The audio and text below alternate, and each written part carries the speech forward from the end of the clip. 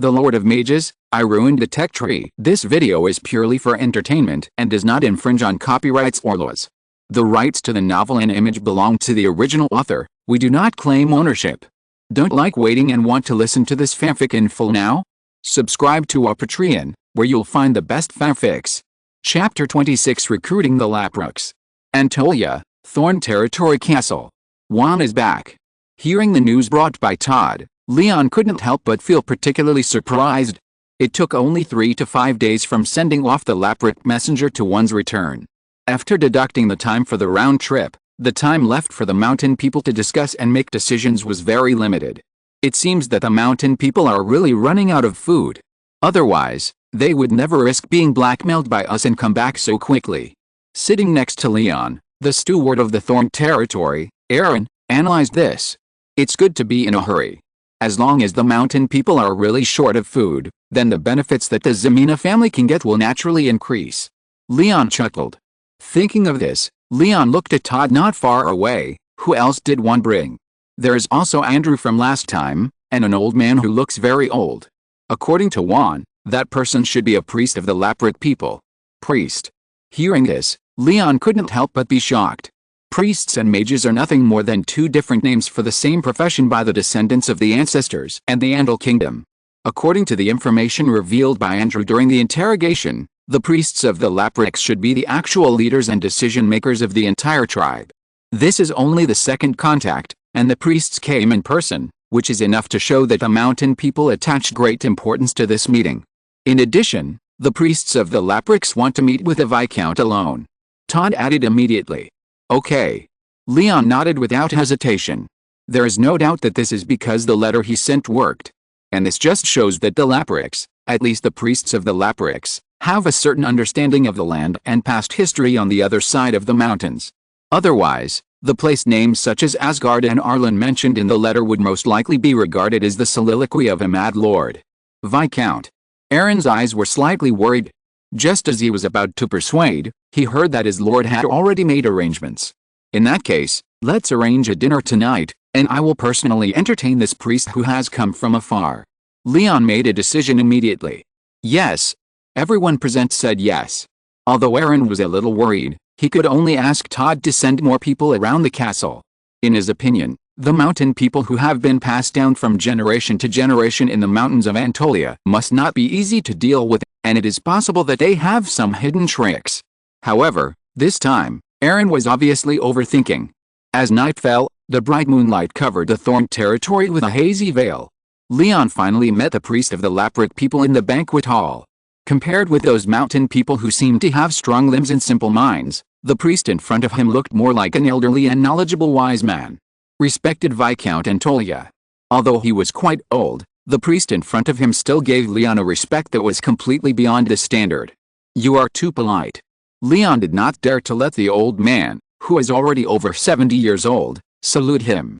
He hurriedly stepped forward and carefully helped him to the long oak table. My lord Viscount, your letter.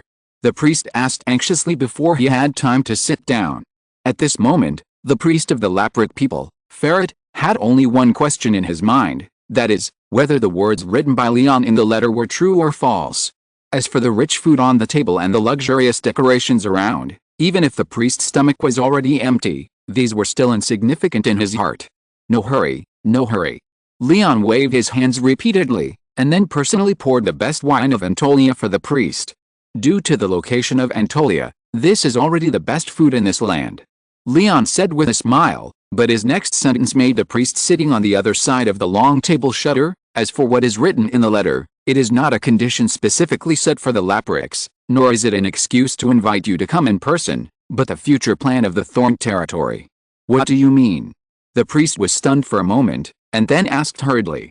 The other side of the mountains not only has vast land, but also has a country created by our ancestors in the past 1,000 years.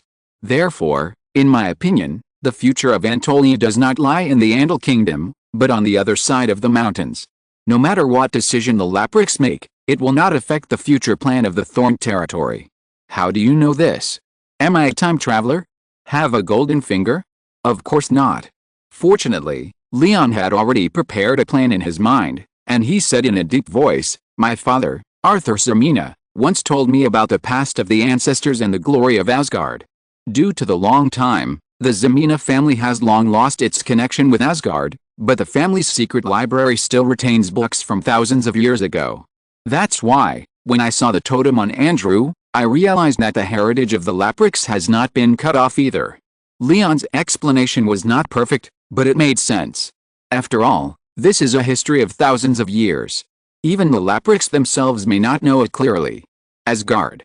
The priest smiled bitterly and shook his head, saying, "The land on the other side of the mountain has long been shrouded in black fog. Just standing on the edge of the black fog can feel the boundless oppression and terror. How easy is it to step into that land? What if the black fog is gone?" Leon did not answer, but just raised his own question. "Now I know that there are two ways to dispel the black fog. One of them is to let enough shadow monsters devour the black fog. In addition, there are many more. The Laprix, who are facing famine, are the most likely to trust me. If I can't bring these mountain people under my command at this time, it will be even more difficult in the future. Dispel the black fog. Do you know how to dispel the black fog?" Fast stared at Leon's face, as if he wanted to see something from Leon's expression. But Leon just looked at him with a smile from beginning to end. At this moment, the old priest was standing at the fork in the road that determined the fate of the tribe. He was silent for a long time, and finally made up his mind. "Within 3 years, if you can lead the Laprix back to the other side of the mountains, then the Laprix will become your most loyal subjects." "I will. Then, fast Laprix, I am willing to be loyal to you." The priest took a deep breath and said in a deep voice, "Please read." Chapter 27, Southwest Highlands and the Tallbird. Leon never thought that a simple dinner party would achieve such fruitful results. It was not until Fast told the current situation of the Laprix that Leon finally realized the current situation of the descendants of the ancestors. In short, it was very bad, very bad. Leon also found it difficult to understand the explanation given by the priest in front of him. According to Fast, in the mountains south of Anatolia, black fog appeared from the other side of the mountains. "How is this possible?" Leon asked in surprise. "It seems impossible, but it is true." Fast was quite helpless. The thin black fog has little effect on animals and plants, but near the camp of the Laprix, the concentration of the black fog has obviously exceeded the previous level. Although humans have not yet shown obvious perception, the animals in the mountains and forests have begun to flee down the mountain, and large areas of plants planted nearby have withered. Most of the creatures in Anatolia have been affected by the black fog. Unless the concentration of the black fog increases significantly, such a phenomenon will definitely not occur, and the Laprix will definitely not face this food crisis. Leon listened to Fast's description quietly, with a lot of thoughts in his mind. Obviously, the density of black fog is lower than that of air. Otherwise, there would not be a phenomenon where black fog permeates the top of the mountain, while everything is normal at the bottom of the mountain. For Anatolia, being shrouded in black fog from time to time is actually a quite normal thing. Even in the Thorn territory located to the north of the mountains, the sky above the city is often shrouded in a layer of depressing clouds and fog. However, the people living in this land have long been accustomed to the gloomy and hazy sky, and their sensitivity to the black fog has become very low. On weekdays, they will not notice the changes of the black fog lingering thousands of meters in the sky. Perhaps this means some changes have occurred on the other side of the mountain. After pondering for a long time, the old priest finally told Leon his guess. "Some changes." Leon nodded, but then changed the subject and said with a smile, "But since the Lapric people are willing to become my subjects, there is no need to worry about the black fog. The Ximena family has no other skills, but in dealing with the black fog, they are not behind anyone." Hearing this, Fast couldn't help but be shocked. "What does the Viscount mean? Do you really know how to dispel the diffuse black fog?" "Just as you think." Leon nodded affirmatively. Using shadow monsters to devour the black fog is only the most basic method.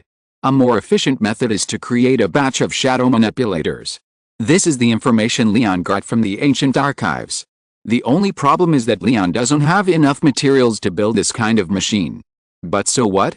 Knowing and being able to do it are not contradictory. In addition to the changes in the black fog, the surrender of the Laprix also brought Leon more useful information. And these just make up for Leon's understanding of the land of Anatolia. In addition to the Laprix, there are dozens of mountain tribes living on the land of Anatolia, with a total population of tens of thousands, which is even far more than the current Thorn territory. You know, even with the Laprix, the number of people directly ruled by León is just over 4,000, even less than half of the total population of the mountain people. In this era, at least in León's eyes, population is the most precious resource. Now that the Laprix are facing a food crisis, what about other tribes? Should we strike while the iron is hot? No, no. León quickly extinguished the idea of being ambitious. Not all tribes are facing the same dilemma as the Laprix, and the current food inventory of the Thorn territory has reached its limit after accepting the Laprix, and it is completely unable to support more people. You can't get fat in one breath. What if you just blindly gather mountain people and end up with a shortage of food? That would be a lot of fun. And compared to the black fog, I'm actually more concerned about the source of the warm stones. The warm stones in the hands of the Laprix all come from the Southwest Highlands. Since it has been decided to lead the Laprix unto the worship of the Ximena family, Fast naturally told León's question frankly and answered without hesitation. Southwest Highlands. That's right. The plateau hounds came from the direction of the Southwest Highlands, right? Yes, the previous generation mentioned that there is a canyon leading to the Lost Land, but no tribesman has set foot there again over the years. After all, the Southwest Highlands are not a safe place. Why do you say that? Hearing this, León couldn't help but become interested. The Southwest Highlands was originally the exploration direction that León had set for the next spring.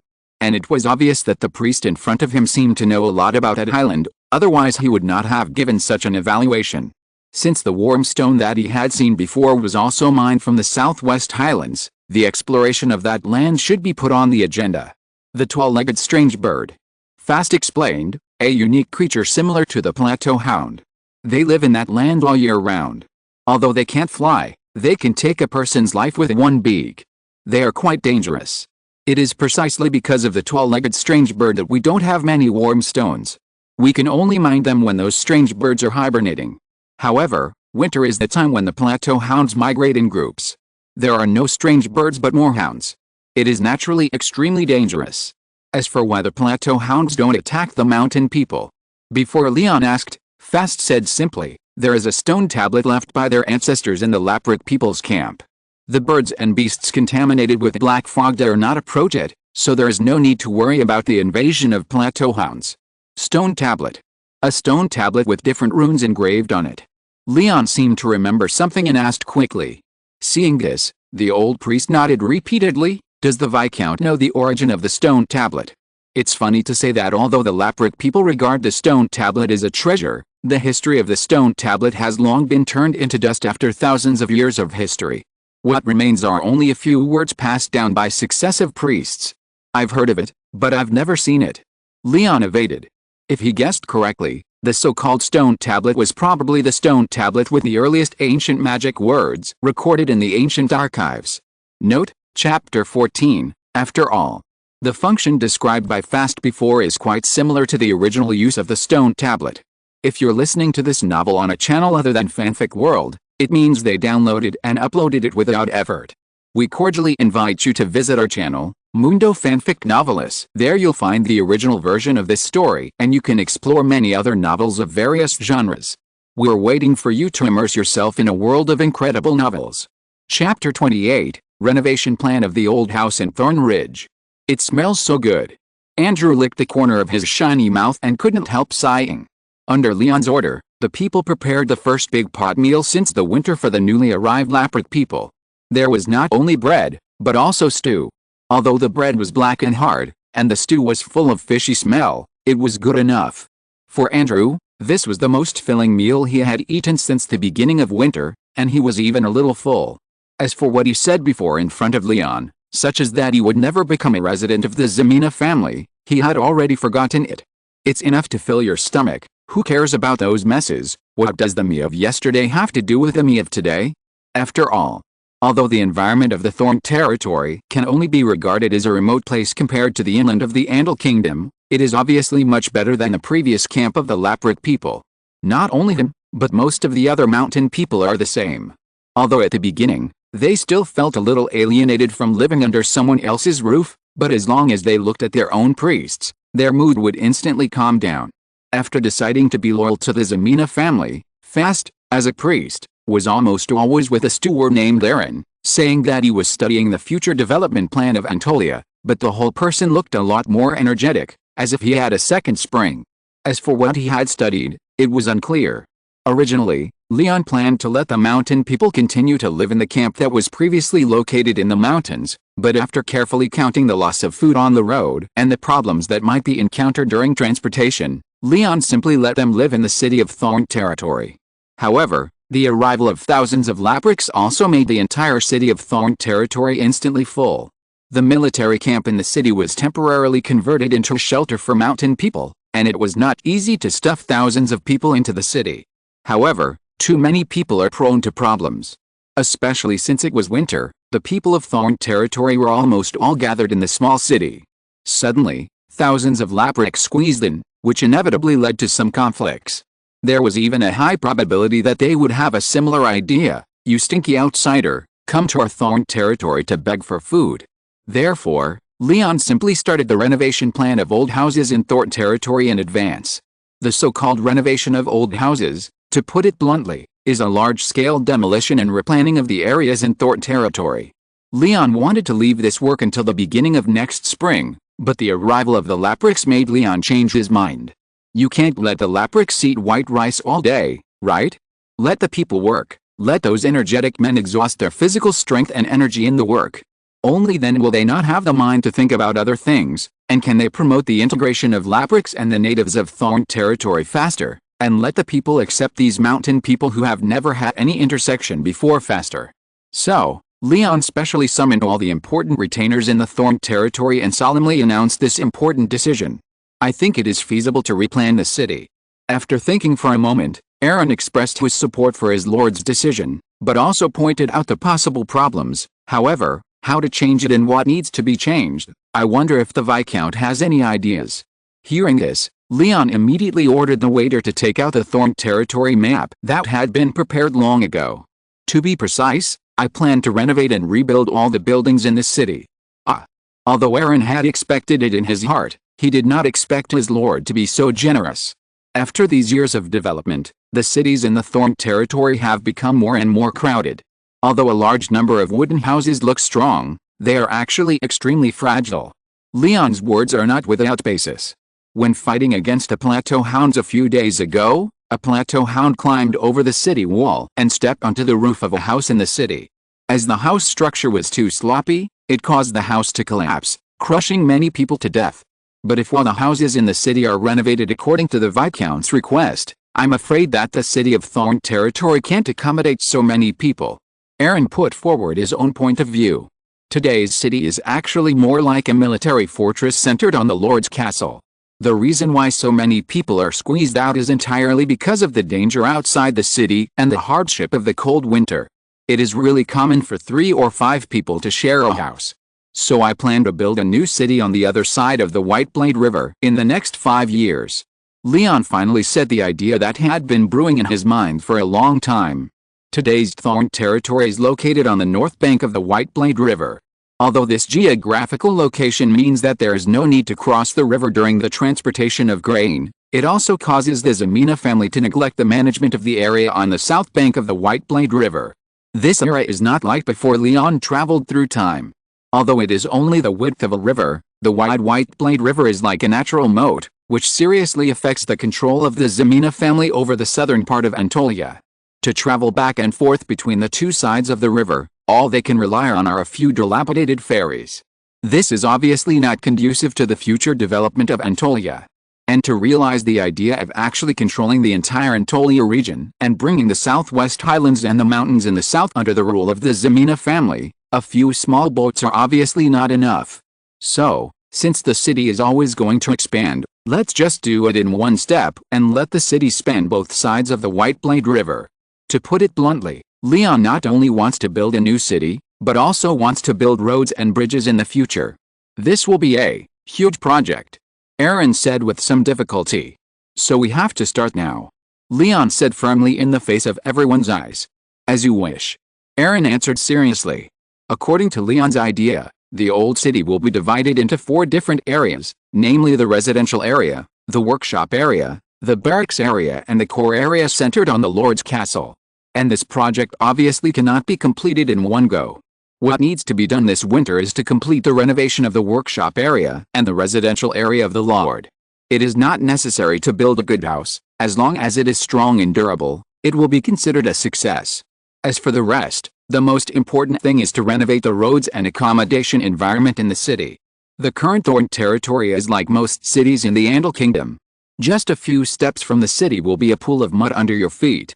If you are lucky, it is just sewage. If you are unlucky, you may step on something.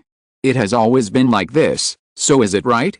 Leon, who has experienced the last life, knows clearly that the filthy living environment in the city may have an impact on the future of the Thorn territory. It is okay if it is just a stench, but if there is an epidemic, it will be a lot of fun. Not to mention revitalizing the family, he might even die in the middle of the road. Leon is a man who cherishes his life, even more so after traveling through time. What do you think? After getting Aaron's support, Leon couldn't help but look at the many retainers present who could only say yes, yes, yes, and then naturally got the answer he wanted. Yes, the Lord is right. The burly men quickly echoed. Please read. Chapter 29 Work Points and Request for Assistance. In this era, demolition does not require payment. As the nominal ruler of Anatolia and the actual ruler of Thorn territory, since the Lord said that he wanted to demolish the house, then he had to demolish it. Although he did not pay, the new houses built were also for the people to live in. Since they could get benefits, the people of this era would not have any other opinions. What's more, after experiencing the invasion of the Plateau Hounds and the birth of Moonlight Velvet, Leon's position in Anatolia can be said to be final. His own prestige is enough, and the implementation of the old house renovation plan will naturally not be constrained by other aspects. As for the newly arrived mountain people, the simple hearts of the Laprit people made them want to find something to do long ago. Otherwise, they would eat for free without working. Regardless of what the people in the territory think, they themselves felt a little guilty. Therefore, once the renovation of the old houses in Thorn territory was announced, there were naturally many people who responded. If you can fight, you can work. It's no problem to demolish a few houses. As for wages, there is naturally no money. Giving them food is good enough. The Plateau Hounds that are rampant in the north of Thorn territory have already blocked the trade route to Parma City. Even if Thorn territory has produced a large amount of Moonlight Velvet during this period, it will have to wait until the beginning of next spring to sell it. Even in Leon's own small treasury, there is not much money left. Although there is no salary, there are work points. As a time traveler who has read all the online novels, Leon is very familiar with such routines. Since there is no money, then give the mountain people work points. Then let them use the work points to exchange for daily rations, and wait until the beginning of next spring when the finances are sufficient, and then settle the wages for the mountain people. Of course, by that time, there will probably be few work points left in the accounts of the mountain people. In fact, this is not the first time that the new thing of work points has appeared on the land of Anatolia. It was as early as some days ago when the weaving workshop of Thorn territory was built. Under Leon's instructions, the monthly wages of the textile workers were first recorded according to the work points, and then paid at the end of the month. At first, Aaron didn't know why his lord was doing such a thing, which he thought was just a joke. Until this moment, when Leon took out a complete plan for the renovation of old houses in Thorn territory, Aaron suddenly realized it. Obviously, Leon wanted to lay a good foundation for the implementation of the work point system in advance. As he said before, whether it is the renovation of old houses or urban expansion, this is undoubtedly a huge project. Even with money-making means like Moonlight Velvet, it is difficult to guarantee that there will be no problem of capital turnover. Taking out the work point system can indeed alleviate some of the financial pressure to a certain extent. After all, when the work points need to be redeemed, everyone will choose to exchange the work points for Andal silver coins. Even if they are redeemed, since part of the work points have been deducted before, the actual money to be paid will be much less. Work a full day and get 6 work points. Work 12 hours a day, and 84 hours a week. As for 996 and the like, it does not exist. The generous Lord is willing to give the people a job. How dare you ask for a day off? Exclamation mark. Perhaps it can't be compared with the 8-hour work system stipulated in the labor law of the previous life, but compared with the oppression of civilians by other noble territories, The work arrangement set by León can be regarded as kind, and the mountain people are also happy to accept it. Even some people who are bored at home are also enthusiastically signing up, and León naturally accepts all of them. Anyway, they are idle anyway, and there is never too much manpower. Under León's special arrangement, the mountain people and the original territories were regrouped and organized into dozens of labor teams in total, striving to achieve you have me, I have you, so as to realize the great unity of the tribes of Anatolia as soon as possible. Although the efficiency of demolishing houses is very high, the efficiency of building houses is slightly lower. But in general, the old house renovation plan of Thorn territory has a good start. Although winter has not yet passed, at least in the city during the day, there are more noises and voices, and more men working. So, when Danielson, covered in blood, finally made it through the north where the hounds roamed, and finally arrived in Anatolia after going through untold hardships, what he saw was a land full of vitality and everything was flourishing. Danielson was a knight. To be precise, he was a knight loyal to the Earl of Greywater Castle, Eli Wayne. Anatolia, where the military and the people were united, was obviously a hard nut to crack, but the nobles in the north were as fragile as paper. Under León's order and the careful design of Todd and others, the Highland hounds who turned their guns around finally stepped out of the land of Anatolia for the first time, and cast their bloodthirsty eyes towards the north. Greywater Castle was attacked by Highland hounds half a month ago, causing blood to flow in the city and scaring the Earl of Greywater Castle, Eli Wayne. Fortunately, although the Earl of Greywater Castle was keen on pleasure, he was an earl after all, and the Wayne family also had a deep foundation. As long as the Lord's castle was guarded, it would not turn into bones. However, the dogs entrenched outside the city caused the knights who went out for help to fail one after another. It was for this reason that when Danielson, as the third wave of knights who broke through for help, first set foot on the land of Anatolia, more than half a month had passed since the attack of the Plateau Hounds. Although the bravery of the Anatolians is well known in the southern part of the kingdom, Anatolia is not actually the first destination for Greywater Castle to seek help. After all, the Plateau Hounds that launched the attack came from Anatolia in the south. In the minds of most people, Anatolia is likely to have been reduced to ruins in the invasion of the Plateau Hounds. Therefore, the Viscount of Chenmulin, which is adjacent to Greywater Castle, is actually the first place the knights went to. However, when the knights went to that land after all the hardships, the Lord's castle of Viscount Chenmulin had completely fallen, the territory had long been in ruins, and thousands of people had long disappeared. It was not until this time that Danielson turned around and fled south. When the team finally passed through the pursuit and blockade of the Plateau Hounds, saw the Thorn territory castle standing on the White Blade River, and saw the flag of the Ximena family flying on the city wall, the original team of more than a dozen knights had only Danielson left. Looking at the city in front of him, Danielson felt unbelievable. From the beginning to the end, Danielson just ran all the way to the south with the mentality of giving it a try. Although he hoped in his heart that the Antorians could survive, in his opinion, the possibility of this was very small. But the facts were in front of him. The Thorn territory did not fall. Please read on AWU. Chapter 30, Aristocratic Model. The walls of the Thorn territory were hung with dried meat, and the outside of the city was filled with the bones of hounds. In order to deter the Plateau Hounds and to show off the outstanding military exploits of the Antorians, under León's order, the people of the territory piled up the skulls of the Plateau Hounds into Jinquin. When Danielson saw the walls of the Thorn territory, he naturally saw the heads of the hounds that had been shaved to the point of only bones. Although the hounds were dead, their empty eye sockets seemed to still flash with a ferocious light that made Danielson recall the oncoming giant mouths and the sharp claws that slashed past them. For a moment, he felt that his legs and feet seemed to be a little weak. Only by experiencing it in person can you feel the real cruelty. This winter, as a knight, he first came into contact with these monsters that had been circulating among the Antorians. In addition to the difficult and bloody battles, Danielson was grateful again and again that Antoria had been blocking the invasion of the Plateau Hounds over the years. If it weren't for the Thorn territory blocking the south, Greywater Castle would have fallen countless times.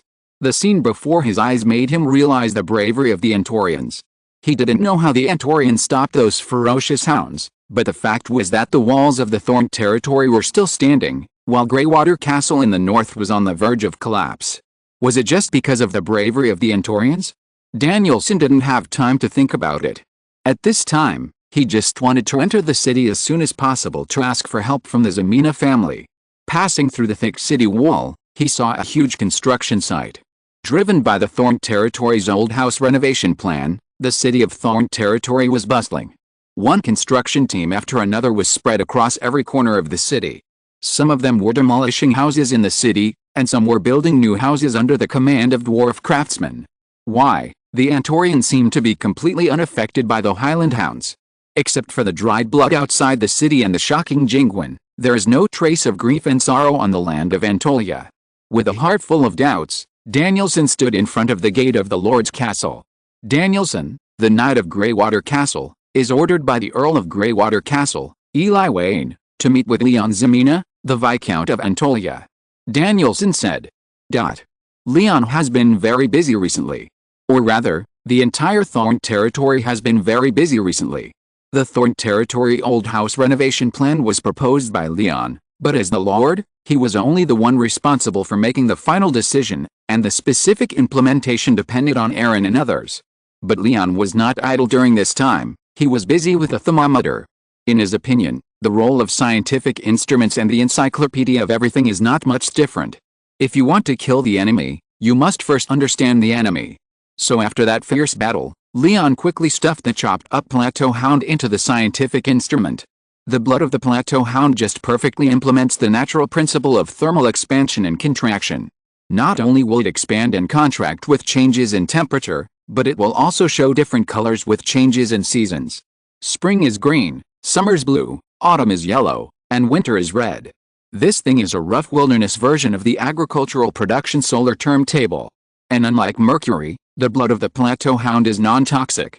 More complete information also made León realize that the plateau hound will only become irritable and bloodthirsty in winter, and at the turn of spring and summer, those guys are basically docile and obedient little puppies. When Danielson stood in front of the Lord's castle, León was looking at his just completed masterpiece with great interest. Do it yourself and have enough food and clothing. The dwarf craftsmen, including Sherman, were basically busy participating in the renovation plan of the old house in Thorn Territory, so the thermometer in front of him, framed by a rectangular wood frame, can be said to be completed independently by León, just like the staff made of elk goose horns in his hand. Although it looks a bit crude, it has all the basic functions. Todd. León looked at Todd, who had pushed the door open. How about my homemade thermometer? Oh, good. Your Excellency did a great job. Although Todd couldn't understand what the so-called thermometer in front of him was for, León was the only son in his heart with a steely will. So, Todd immediately gave a positive answer and very cooperatively admired and praised the thermometer in front of him from all angles. Your Excellency, Danielson is here. After telling the truth, Todd finally got to the point. Who? A knight. He is the messenger of Greywater Castle Earl Eli Wayne. Hearing this, León finally said with a sense of relief, the people from Greywater Castle are finally here. That's right, as early as half a month ago, León received the news that the Highland Hounds were heading north, but he didn't expect that the messengers of the northern nobles had never come. León almost thought that the nobles of the Andal Kingdom were strong and durable again, and they didn't even need to call the Antolians for such a good thing as fighting. He's alone. León was a little surprised. He's covered in blood. I guess his squire knights have died on the road. Todd replied.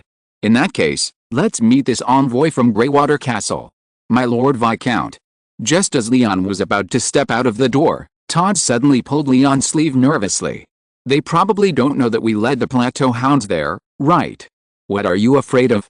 León glanced at this kind-hearted man who had a rich career and served in various positions, such as bandit leader and mercenary captain, and shook the letter he had just picked up from the table. This year's hound group is particularly large, and some of them are heading towards the noble territories in the north. This is something we have reported to the Duke of Galicia in advance. Even if they know, what can they do? Besides, you have done things carefully before, and even prepared the Jingwin outside the Thorn territory in advance. I'm afraid that the Count of Greywater Castle, who is a drunkard, can't think so much. As early as the end of the fierce battle, a letter written by León himself had been sent to the city of Parma. On the one hand, it tells about the ferocity of the plateau hounds, and on the other hand, it also mentions León's idea of selling moonlight velvet together. In short, in the Duke's heart, León is basically a young and promising aristocratic model who knows how to respect his lord. He is a good person. Let me talk about the quotation mark problem. I have responded to it separately before, but readers may not have noticed it. I have been writing in Word before, but I don't know why I could only type the opening quotation mark, and the one after that was also the opening quotation mark. Then when I uploaded it from the backend, the system automatically corrected the error and directly blocked the quotation mark after that. Although some readers reminded me, because this chapter was not displayed some time ago and I could only see the comments from the backend, I thought it was only in a few places and did not find the problem with double quotation marks. Then today I rechecked the first 30 chapters and found that there were so many problems with double quotation marks. I have already corrected all the ones I found. Especially chapters 17 and 18, the punctuation marks are the hardest hit areas, which are sorry. Chapter 31, Rush to Help. Thorn Territory, Lord's Castle. Looking at the young lord in front of him, a word suddenly emerged in Danielson's mind: handsome. León's appearance is basically the appearance of the male protagonist in the story of the wandering poet, with a high nose bridge and deep eyes. Although he was only wearing a simple noble robe, his every move showed the aristocratic aura. Sorry for the wait, Knight Danielson. León sat down in the main seat and looked at the blood-stained knight in front of him curiously. Danielson has a very strong figure. Although his appearance is just a human form, he is obviously a capable guy, otherwise he would not be able to rush out from the encirclement of the plateau hounds. Your Excellency Viscount Antolia. Viscount Danielson gave León a very standard knight salute. León nodded, and then went straight to the point: how is Greywater Castle? The situation is very bad. Knight Danielson smiled bitterly and shook his head, saying, the knights of Greywater Castle had never seen those ferocious monsters before. On the first night of the hounds' attack on the city, the plateau hounds were able to enter the city of Greywater Castle as if they were uninhabited. Alice. Although he had expected it in his heart, León still showed a rather sad expression. However, Todd on the side couldn't help but show a shocked face. It fell in just one day. Greywater Castle has so many people. Even if the plateau hounds bite them one by one, it will take 2 or 3 days. Hearing this, Knight Danielson's face couldn't help but become a little embarrassed. But this is indeed an irrefutable fact. You know, the total population of Greywater Castle is close to 10,000. And according to the laws of the Andal Kingdom, the free people in the territory have the obligation to be loyal to the Lord. Each adult male freeman must provide a set of cotton armor, a helmet and a spear, and serve the Lord for 2 to 3 months every year. Even though the serfs accounted for the vast majority of the population among the tens of thousands of people, if they wanted to raise an army, they could at least gather nearly 1,000 people. But even so, Greywater Castle did not even last a day. We didn't expect the Highland Hounds to launch a sneak attack at night. Knight Danielson looked a little lonely. However, although the walls of Greywater Castle were breached, the Earl always defended the Lord's castle with the knights and guards. The civilians in the city are miserable. Todd's words were slightly sarcastic, but León was not surprised. The mercenaries of Antolia looked down on those knights who only knew how to play all day long. If Danielson's body was not covered with blood, obviously after a fierce battle, Todd would not even look at him. However, having said that, León still had to give him some face. It is the duty of noble lords to defend their territory. Earl Eli Wayne would never flee alone even if the city wall was breached. He is truly a role model for our generation. León said sincerely. Lord, if you can't even defend your own noble territory, what kind of lord are you? Eli Wayne is at least a noble who knows the seriousness of the matter. If he abandons his territory and runs away alone, not to mention him, even the descendants of the Wayne family will never be able to raise their heads. The battle situation in Greywater Castle is really tight. I hope that the Viscount can lend a hand. After saying that, Danielson knelt on one knee, and his words were quite sincere. He had heard the sarcasm in Todd's words before, but the fact was that, how could he refute it? It's not just Greywater Castle, the nobles of the entire Andal Kingdom are all the same, and Antolia is the outlier among them. Send troops. León pondered symbolically. But Antolia was also attacked by the plateau hounds before, and more than 500 people died in the process of resisting the plateau hounds. Originally, León wanted to raise the number of casualties to 800, but the entire Thorn territory, if the Laprix who had just joined were not counted, had only more than 3,000 people in total. which was a bit too exaggerated. So he reluctantly said the number of casualties was 500. But even so, Danielson's face couldn't help but twitch. The Earl of Greywater Castle is willing to provide all the food and grass for your army, and pay the commission and introduction fee at double the price. Danielson said in a deep voice. The mercenaries of the Andal Kingdom can be mainly divided into two types. One is the common free mercenary group, which can be hired by paying a commission. The other type of mercenaries is a mercenary corps that is loyal to a certain noble like the Antolia mercenaries. The Antolia mercenaries are all residents of the Thorn territory, and they usually act as family guards. Therefore, if you want to hire these people, in addition to paying the commission, you also have to pay a valuable introduction fee to the nobles to whom the mercenaries are loyal, which means you need to pay an additional fee to Leon. Although the first type of mercenaries is cheaper, they usually take on small jobs because they are not bound by the nobles. According to the market price of mercenaries, the cost of hiring a mercenary for one day is usually 2 to 3 Andal silver coins. The brave and warlike Antolian mercenaries can get a high price of 4 to 5 Andal silver coins every day. The Earl of Greywater Castle is willing to double the price, which means that each mercenary can get at least 8 Andal silver coins every day, which is actually a very good price. However, Leon is not satisfied with this price. What a joke! Why didn't the Earl of Greywater Castle give me a discount when I bought food before? Now that Greywater Castle is in danger, double the price is obviously not appropriate. I have to kill him 3 times, and after this crisis is over, the Antolian army has the right to capture the serfs who escaped from the Greywater Castle when the city was breached. Leon made his own conditions. Deal. Danielson said hurriedly. He had no chance to bargain at this time, and before going to Thorn territory for help, the Count of Greywater Castle had already told him to act according to circumstances. Although he was a little confused about the second condition mentioned by Leon, that is, to allow the Antolian army to capture serfs on the land of Greywater Castle, he immediately agreed. I wonder how many mercenaries the Count of Greywater Castle wants to hire. The more the better. Danielson gritted his teeth and said. Now is not the time to be stingy. The more people go, the greater the possibility of survival. Hearing this, Leon was immediately happy. In this case, then 3 days later, I will personally lead the Antolian mercenaries to help Greywater Castle. Please read it again, sob. Chapter 32 The Duke of Galicia is incredulous. In the Andal Kingdom, there are only a handful of nobles with the title of Duke. The Bravis family, which holds the title of Duke of Galicia, is one of them. Under the cover of night, the candlesticks made of pure gold are burning with vigorous flames, bringing a bright light like daylight to this ancient and old castle. At this moment, the middle-aged Duke of Galicia, Mike Bravis, is leaning on his gem-studded chair, closing his eyes and resting his mind, constantly thinking about how to deal with it. The letter from León Ximena, Viscount of Antolia, had been delivered a few days ago. In the letter, the young Viscount of Antolia vividly described the might of the Plateau Hounds and the hardships of the Antolians' bloody battles.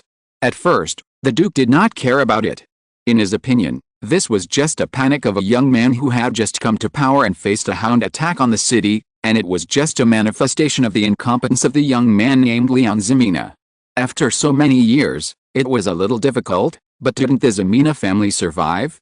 The Antolians kept shouting about how terrible the Highland Hounds were, but if they were really that powerful, how could the Ximena family's inheritance last so long? As for what Leon mentioned in the letter, hoping that the nobles in the north would be more vigilant, the Duke of Galicia ignored it. In the Duke's view, this was just alarmist talk. This cognition lasted for about 2 weeks, until a few days ago, a letter for help from the Count of Greywater Castle, Eli Wayne, was placed on the Duke's desk. The Highland Hound stepped out of the land of Antolia and attacked Greywater Castle north of Antolia. As a count, Eli Wayne could only defend his lord's castle on the first night, and had no time to take care of the people and serfs in the territory. Wow! Is everything León Ximena said in the letter true? Exclamation mark. For a moment, a feeling of fear suddenly emerged in the mind of the Duke of Galicia. The Andal Kingdom has not fought for many years. The nobles in the north of the kingdom are better, and they will have some friction and conflicts with the pagans of the Walrus Kingdom in the north from time to time, but the land ruled by the Duke of Galicia is located in the southwest hinterland of the kingdom, and this lack of military preparations has not been a matter of 1 or 2 days. At this time, suddenly facing the threat of the Plateau Hounds, it is natural to be extremely frightened.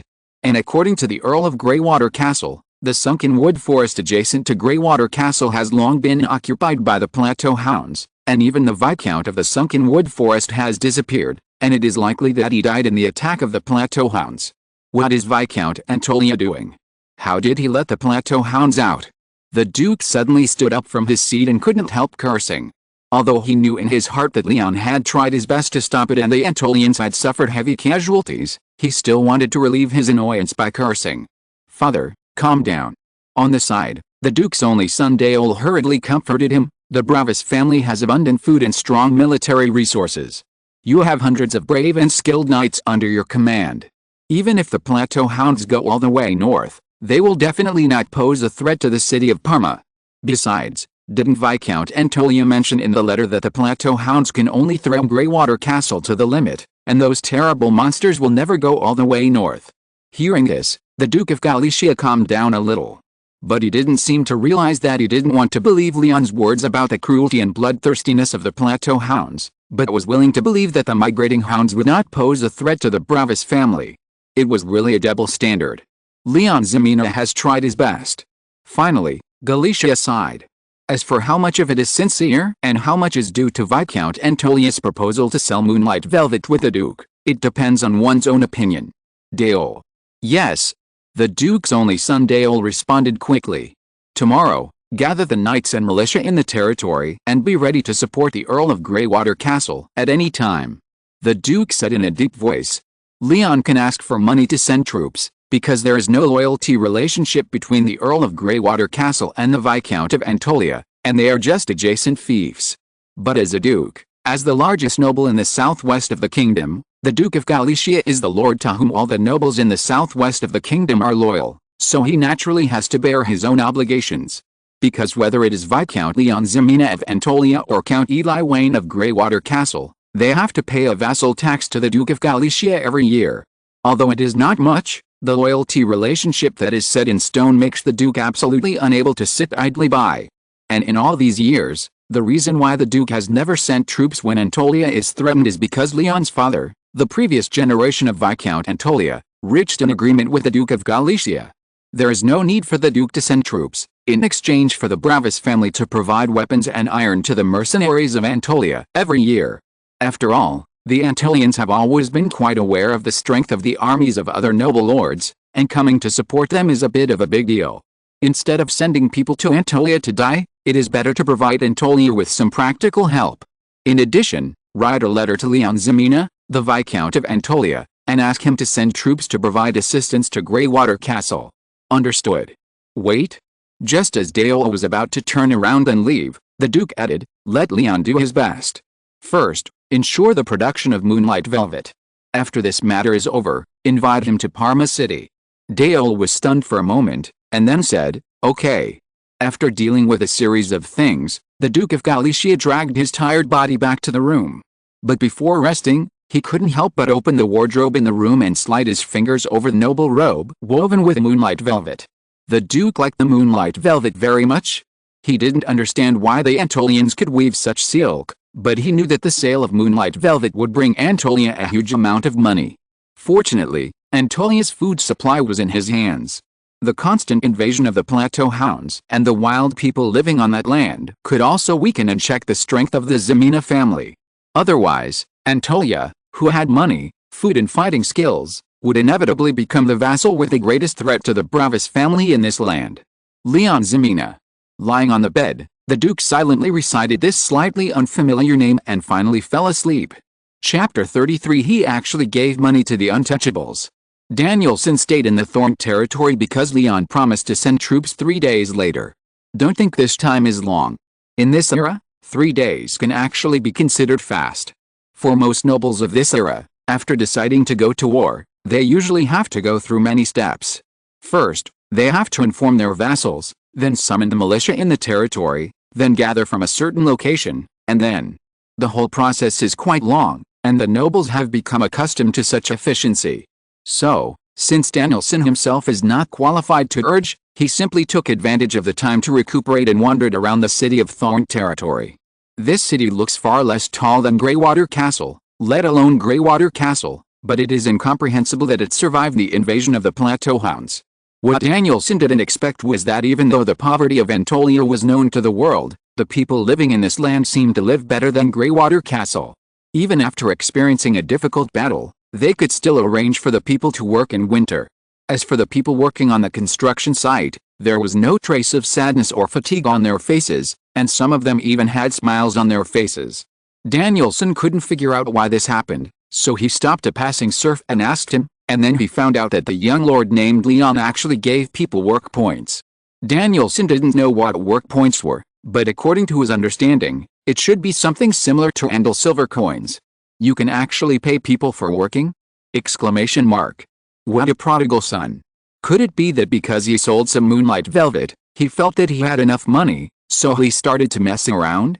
This made Danielson feel tired about the future financial situation of the Thorn territory, and also worried about the future of the Ximena family. You know, according to the regulations of the Andal Kingdom, even free people have to take time out every year to serve the local lords. How can nobles be so bored as to give money to these untouchables? It doesn't matter if the family is ruined, but if the Ximena family is ruined, then from now on, Greywater Castle will have to face those Highland Hounds every year of the Jackdaw? Exclamation mark. Danielson felt that he had to provide some advice from the older generation to this young lord. Even if he was just a knight. He was doing this for the good of Anatolia. Lord's Castle. Leon didn't know the strange thoughts in Danielson's mind. At this time, he was listening attentively to Fast's description of the Highland Hounds in the hall of the castle. Highland Hounds have very poor eyesight and mainly identify enemies through smell. If the Viscount's people decide to send troops to help, they can let the soldiers apply the blood of the beasts collected during the previous fierce battle on their bodies, which may have unexpected effects. Standing in front of Leon, Lapric priest Fast said seriously. Beast blood? Yes. Fast nodded. Although the Lapric people have previously avoided the possibility of being attacked by Highland Hounds with the help of the stone tablet, we can't stay in the camp for the whole winter. Whenever they go out hunting, the tribesmen will smear the blood of Highland Hounds on their bodies to avoid becoming the target of those monsters.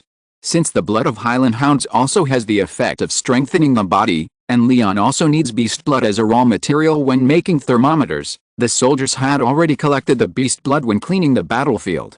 The blood of these monsters may be affected by the black fog. Not only will it not dry up, but it is also very easy to preserve. Except for a very strong smell of blood, it has no disadvantages. If this is true, then you have done me a great favor and made a great contribution. Leon said in a deep voice. It is an honor for the Lapric people to serve the Viscount. To this day, Fast has already accepted the young lord in front of him from the bottom of his heart. Especially when he saw the books that Leon had taken out from the ancient archives for him, Fast had no doubts about Leon. In his eyes, Leon Ximena, or the Ximena family, was the same remnant of the restoration of the country as the descendants of the ancestors. They not only had the same roots, but also the same heart and mind. Even if Leon said that he had no relationship with the ancestors, that would not work. On this day, the reason why Fast had been looking for the history of the ancestors and the genealogy of the Ximena family in the books provided by Leon was to connect the Ximena family with Asgard.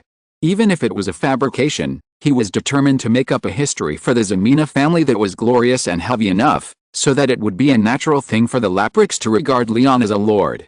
Only in this way can it be used as an excuse to gather the entire Anatolian mountain tribes and the descendants of the ancestors around the Ximena family. As for whether Leon was a descendant of the ancestors, Fast didn't care.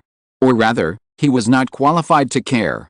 The only thing Fast hoped for now, or the purpose of doing all this, was to make Anatolia develop faster and faster, so that he could set foot on the land on the other side of the mountain again in his lifetime and let the Laprics return to the homeland of their ancestors.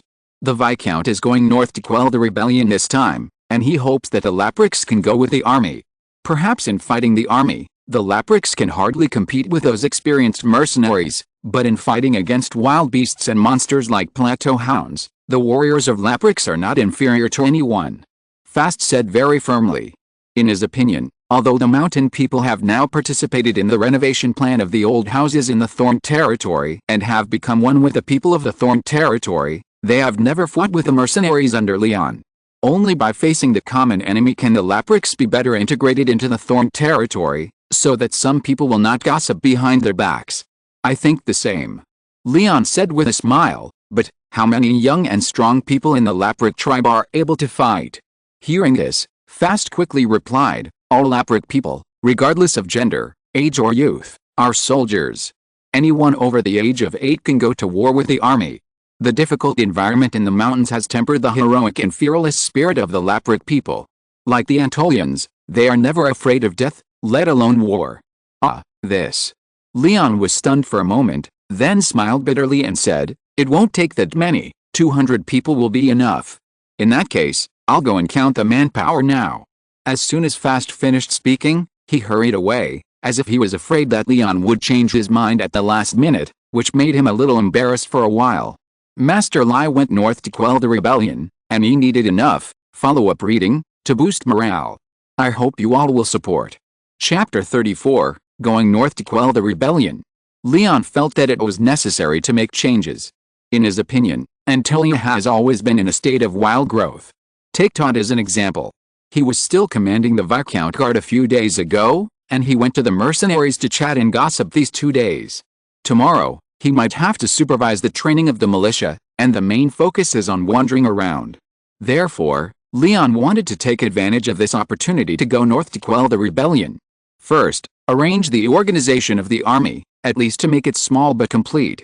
According to Leon's plan, he will divide his legions into 3 parts, namely the Antolia Mercenary Corps, the Antolia 1st Militia Corps and the Laprik Corps. The 1st Militia Corps is actually the previous Antolia Fire Volunteer Team, but after the previous fierce battle, Leon made them all regular. People sit at home, and the organization comes from the sky. In Leon's conception, each legion will be a 1,000-man regiment. Of course, it is not fully staffed now. After all, the population actually ruled by Leon now adds up to less than 5,000 people, and this is after adding the Laprik people. So the current situation is that there are about 200 people in the Antolian Mercenary Corps, 200 people in the Antolian 1st Militia Corps, and then the Laprik Corps. The number of Laprik Corps is a mystery. Because when counting previously, every Laprik said that he could go to the battlefield to fight, which was too exaggerated, so let's calculate it as 500 people. Such a ratio is extremely terrifying, or extremely abnormal. Note, the military-civilian ratio will be explained in 1 or 2 pages, read it before you criticize. In addition, Leon even retained the number of the Andal Fire Volunteer Team, which belongs to the reserve of the reserve. Only in Antolia can a team of this size be pulled out from a population of less than 5,000. Generally speaking, a military-civilian ratio of 1/10 is already a critical moment of life and death. The military ratio is seriously exceeded, and Antolia even directly reached 1/5. However, the Antolian army cannot be calculated in this way. Strictly speaking, the only mercenary corps that does not engage in labor production is the 200-man mercenary corps, which can bring extra income to the Ximena family. Apart from the mercenaries, the rest are not professional armies. Just like the militia, they have to farm, hunt, and participate in the renovation plan of old houses in the Thorn territory. Being a militiaman can only be regarded as a part-time job. This is even more true for the Lapriks and the volunteer team. At most, they participate in training every 1 or 2 days. Anyway, there is enough food now, so they can naturally afford it. As for the northward riot, Leon does not intend to use the militia. After all, he has to leave enough people to guard the house to prevent the crystal from being stolen.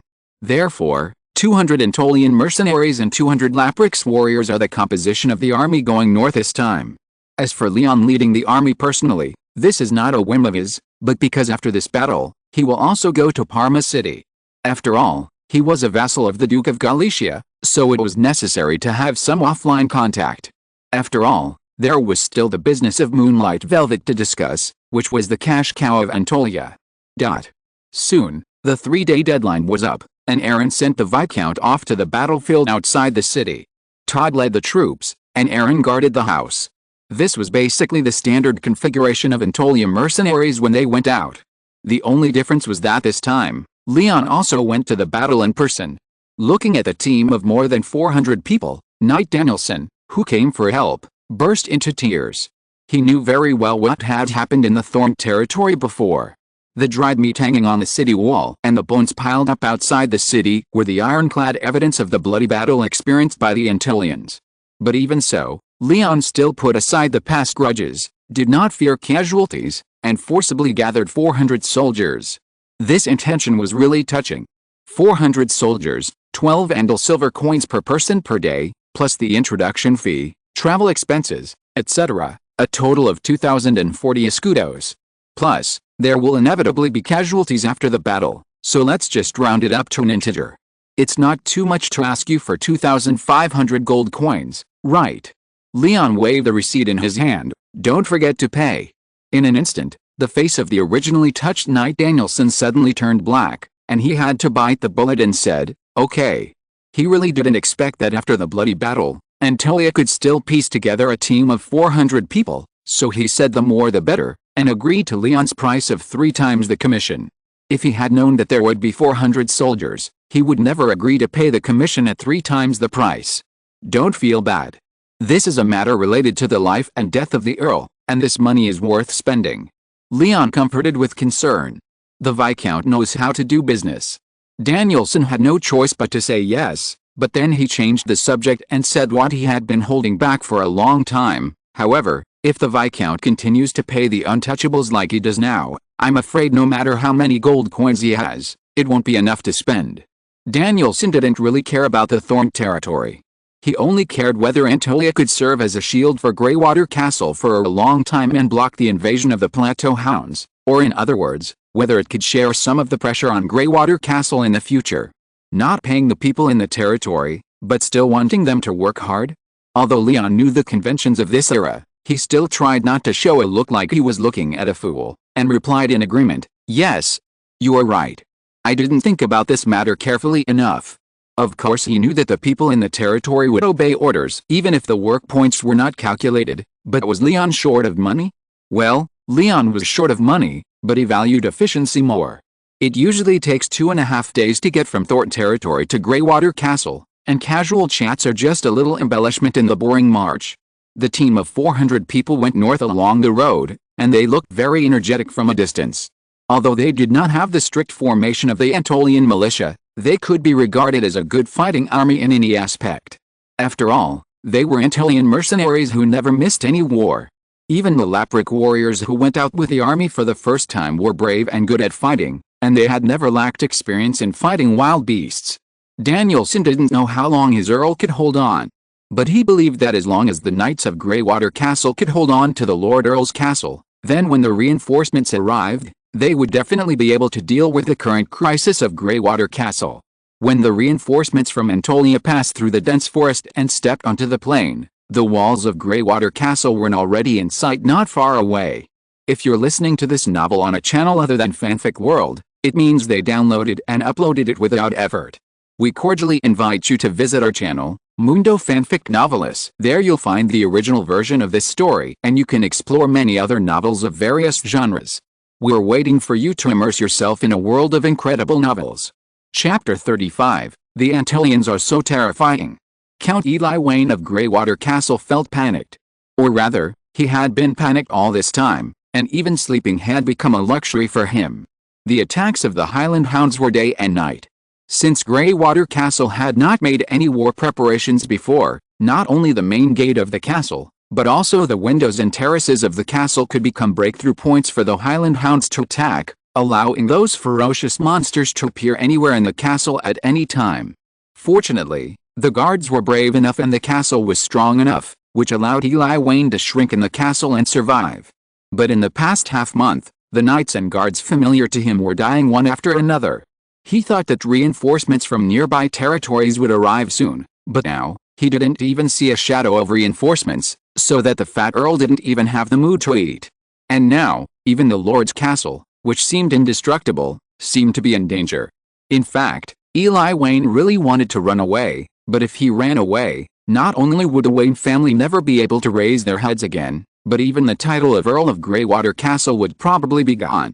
Therefore, he could only hide in the castle timidly, praying to the gods again and again, praying that the knights who broke out would pass on the situation of Greywater Castle, and praying that the reinforcements would arrive one day earlier. He even suspected that if he continued like this, the knights under his command would kill him with a knife and then break out. In fear, the Earl of Greywater Castle just waited and waited. Until today, When the Earl of Greywater Castle was frightened by the roar of the castle hounds, for the countless times, the voices of the guards finally called back the soul of the Earl. "My Lord Earl." The guards were so excited that they stuttered, "There are reinforcements outside the city. There are reinforcements outside the city. Reinforcements are coming. Reinforcements." Hearing this, the Earl of Greywater Castle, Eli Wayne, shuddered and stood up suddenly. His originally lifeless and dull eyes finally flashed a glimmer of hope. He pushed away the guards surrounding the window and tried to look outside. "That's the flag of Antolia." At this moment, nothing could make the Earl of Greywater Castle more excited than seeing the mercenaries of Antolia. But almost at the same time, a decadent mood also surged into the heart of the Earl of Greywater Castle. "Antolia is actually fine, actually fine." Eli Wayne had heard of the bravery of the Antolians, but before that, he had no concept of the so-called brave knights. In his opinion, no matter how brave the Antolians were, they were just a little more powerful, and his army would not be much inferior to them. But now, Greywater Castle was in a mess when the Highland Hounds attacked the city on the first day. If he hadn't been able to hide in the Lord's castle, he would have been killed by the monsters like the Untouchables outside the city.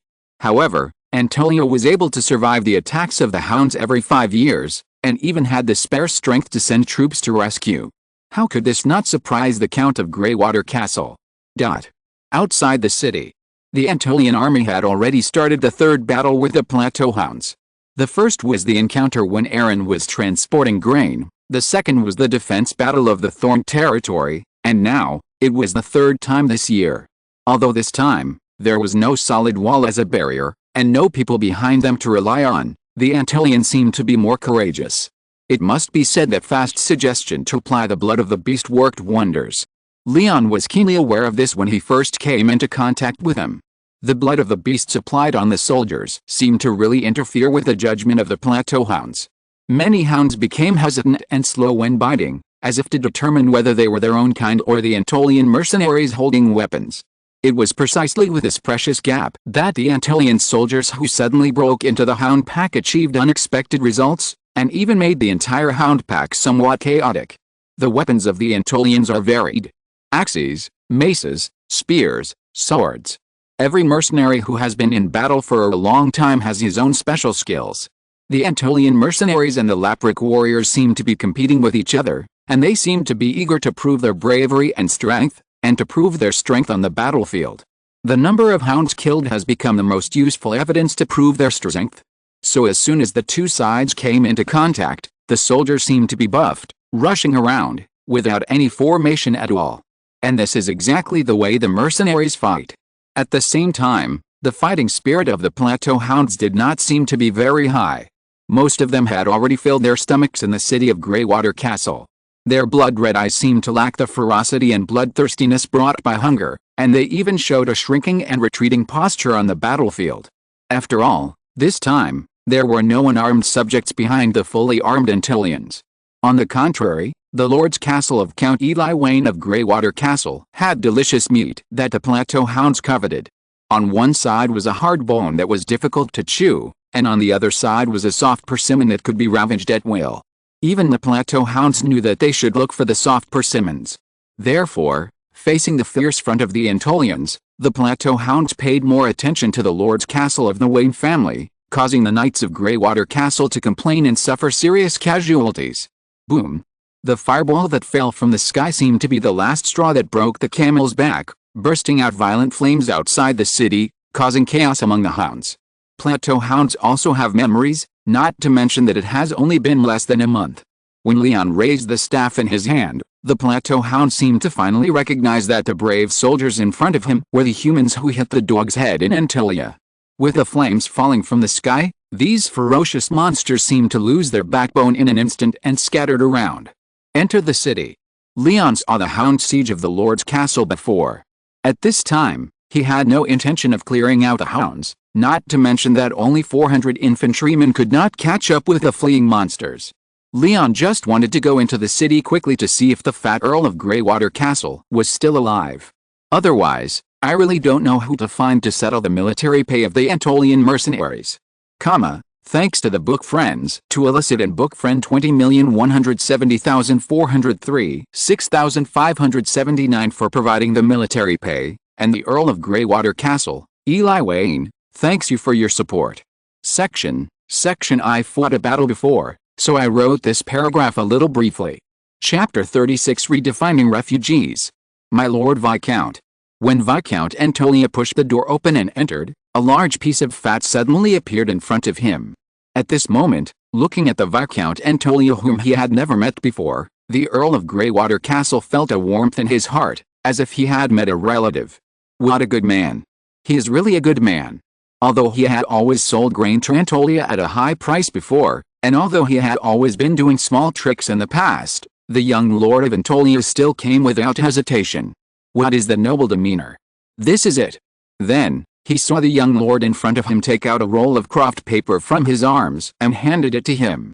What is this? The Earl of Greywater Castle asked in confusion. The bill. Leon said bluntly, according to the previous agreement, the settlement is based on the price of 12 andal silver coins per mercenary, and the employment time is calculated as 1 month, plus some miscellaneous things, a total of 2,500 escudo gold coins. The Earl of Greywater Castle is so generous, I naturally can't sit idly by and watch the crisis of Greywater Castle.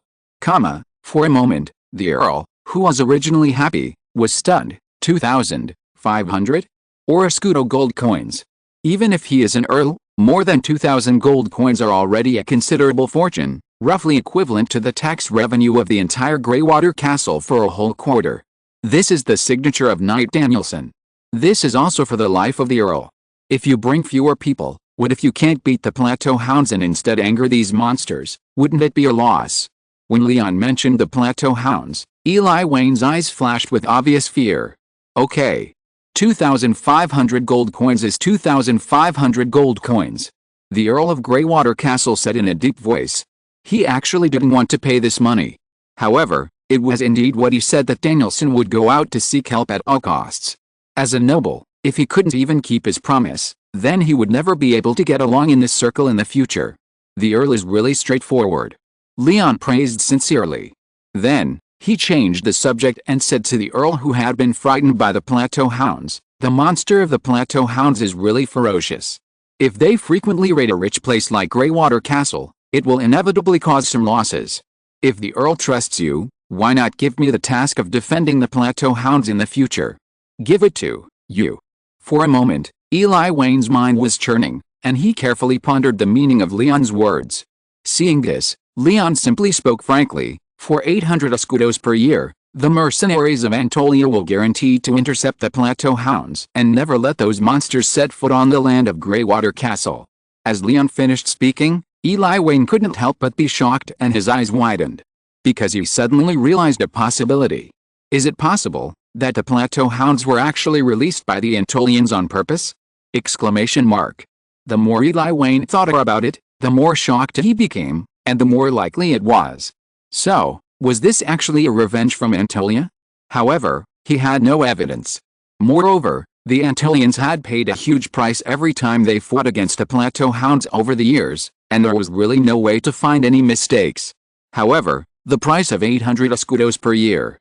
Eli Wayne was about to bargain, but thinking of the mess in the city, he couldn't help but feel nervous. Under the attack of the Highland Hounds, almost half of the houses in the entire Greywater Castle have been turned into ruins, and the loss caused is as much as tens of thousands of gold coins. Coupled with the loss of refugees and various other expenses, Greywater Castle can be said to be seriously injured, and it will take several years to recover. If this happens every 5 years, then the Wayne family will have no need to develop at all. Although he has accepted his fate in his heart, Eli Wayne still wants to struggle again. My Lord Viscount, the price of 800 gold coins per year is really too high. I wonder if you can reduce it a little bit. How much do you want to pay? Leon asked back. 500 gold coins per year. The Earl gritted his teeth and said, the Hounds will only attack once every 5 years, and 5 years is exactly 2,500 gold coins, which is just about the cost of hiring Antolia mercenaries. Okay. Leon said straightforwardly, but we have to sign a long-term agreement, at least 30 years, 500 gold coins per year, and Antolia guarantees that it will not let the Plateau Hounds set foot in Greywater Castle. Seeing the Viscount in front of him so straightforward, Eli Wayne always felt that something was wrong, but he nodded after all. After all, Greywater Castle could not afford to be robbed by the Plateau Hounds every 5 years. Leon was in a good mood when he walked out of the castle with a contract signed by Eli Wayne himself. For him, signing this agreement was a temporary idea. Antolia's future expansion direction is the southwest. Whether it is expanding arable land or mining warmstones, it will intersect with a migration route of the Plateau Hounds. Even for the benefit of Antolia itself, it is impossible to let the Highland Hounds roam freely on the land of Antolia, let alone let these monsters go all the way north. So Leon's bottom line is actually very low. As long as Greywater Castle is willing to pay protection fees every year, he is willing to sign for 100 gold coins. My Lord Viscount, what should we do next? Return directly. Seeing Leon walking out of the castle in a happy mood, Todd hurriedly stepped forward and asked. Returning a fart. Leon couldn't help but cursed. Don't forget the second condition when I agreed to send troops. The Earl promised that we can collect refugees on the land of Greywater Castle. Then I will let the soldiers go out to find people. Find people. Leon glanced at him and said, aren't there refugees everywhere in the city? After all, the city in front of him is a big city with more than 10,000 people. Even if the Highland Hounds have already climbed over the city wall, there are still many people in Greywater Castle who have survived by hiding in houses or cellars. These people, are they not refugees? Todd hesitated as he looked at the people who were looking for food in the devastated city. Do they have houses now? No. Since they don't have houses, why aren't they refugees? Leon said angrily, are the refugees who have fled to the city more noble than those who have fled the city? Then I'll do it now. Hearing this, Todd said excitedly. If it were other nobles, he might still consider something like the noble's face. But the Wayne family. How many people have starved to death in Antolia due to lack of food in the past few years? Exclamation mark. Antolians will remember grudges. Chapter 37. If you want me to pay tithes, bring out the gods first. Leon did not stay on the land of Greywater Castle for too long.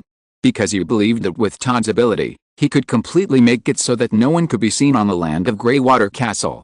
As for Leon himself, he led several close cavalrymen and galloped towards the direction of Parma City. Along the way, there were countless refugees who froze to death. In this world, the difference between nobles and civilians is sometimes even greater than the difference between races. In the eyes of many nobles, the lowest civilians should not be called people. So no matter how rich the nobles are, they have nothing to do with the lowest civilians, as if they exist only to serve the nobles and to show the superiority of the nobles. Even after traveling for many years, Leon still feels a little uncomfortable.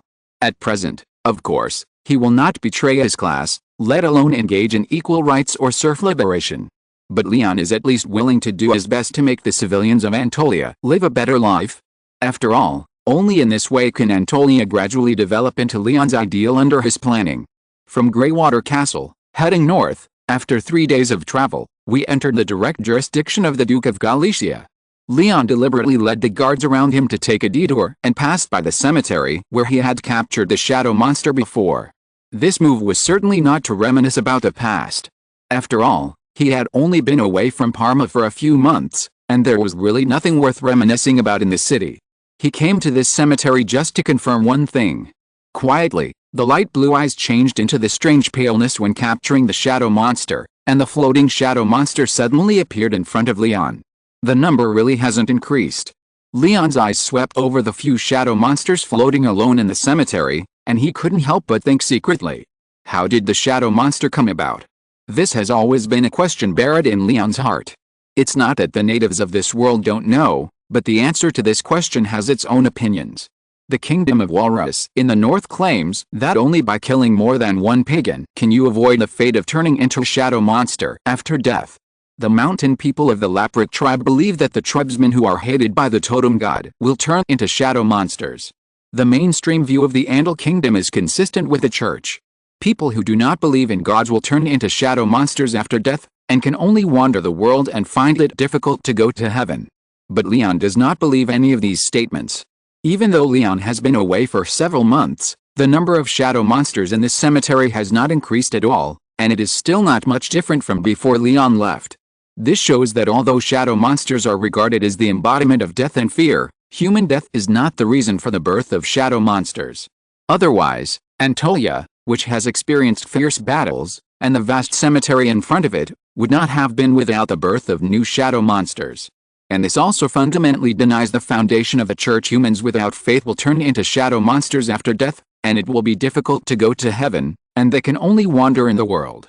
The people of Anatolia never believed in gods, but according to Leon's previous observations in the wounded camp, the seriously wounded soldiers did not turn into shadow monsters, and even the cemetery in front of him had no shadow monsters.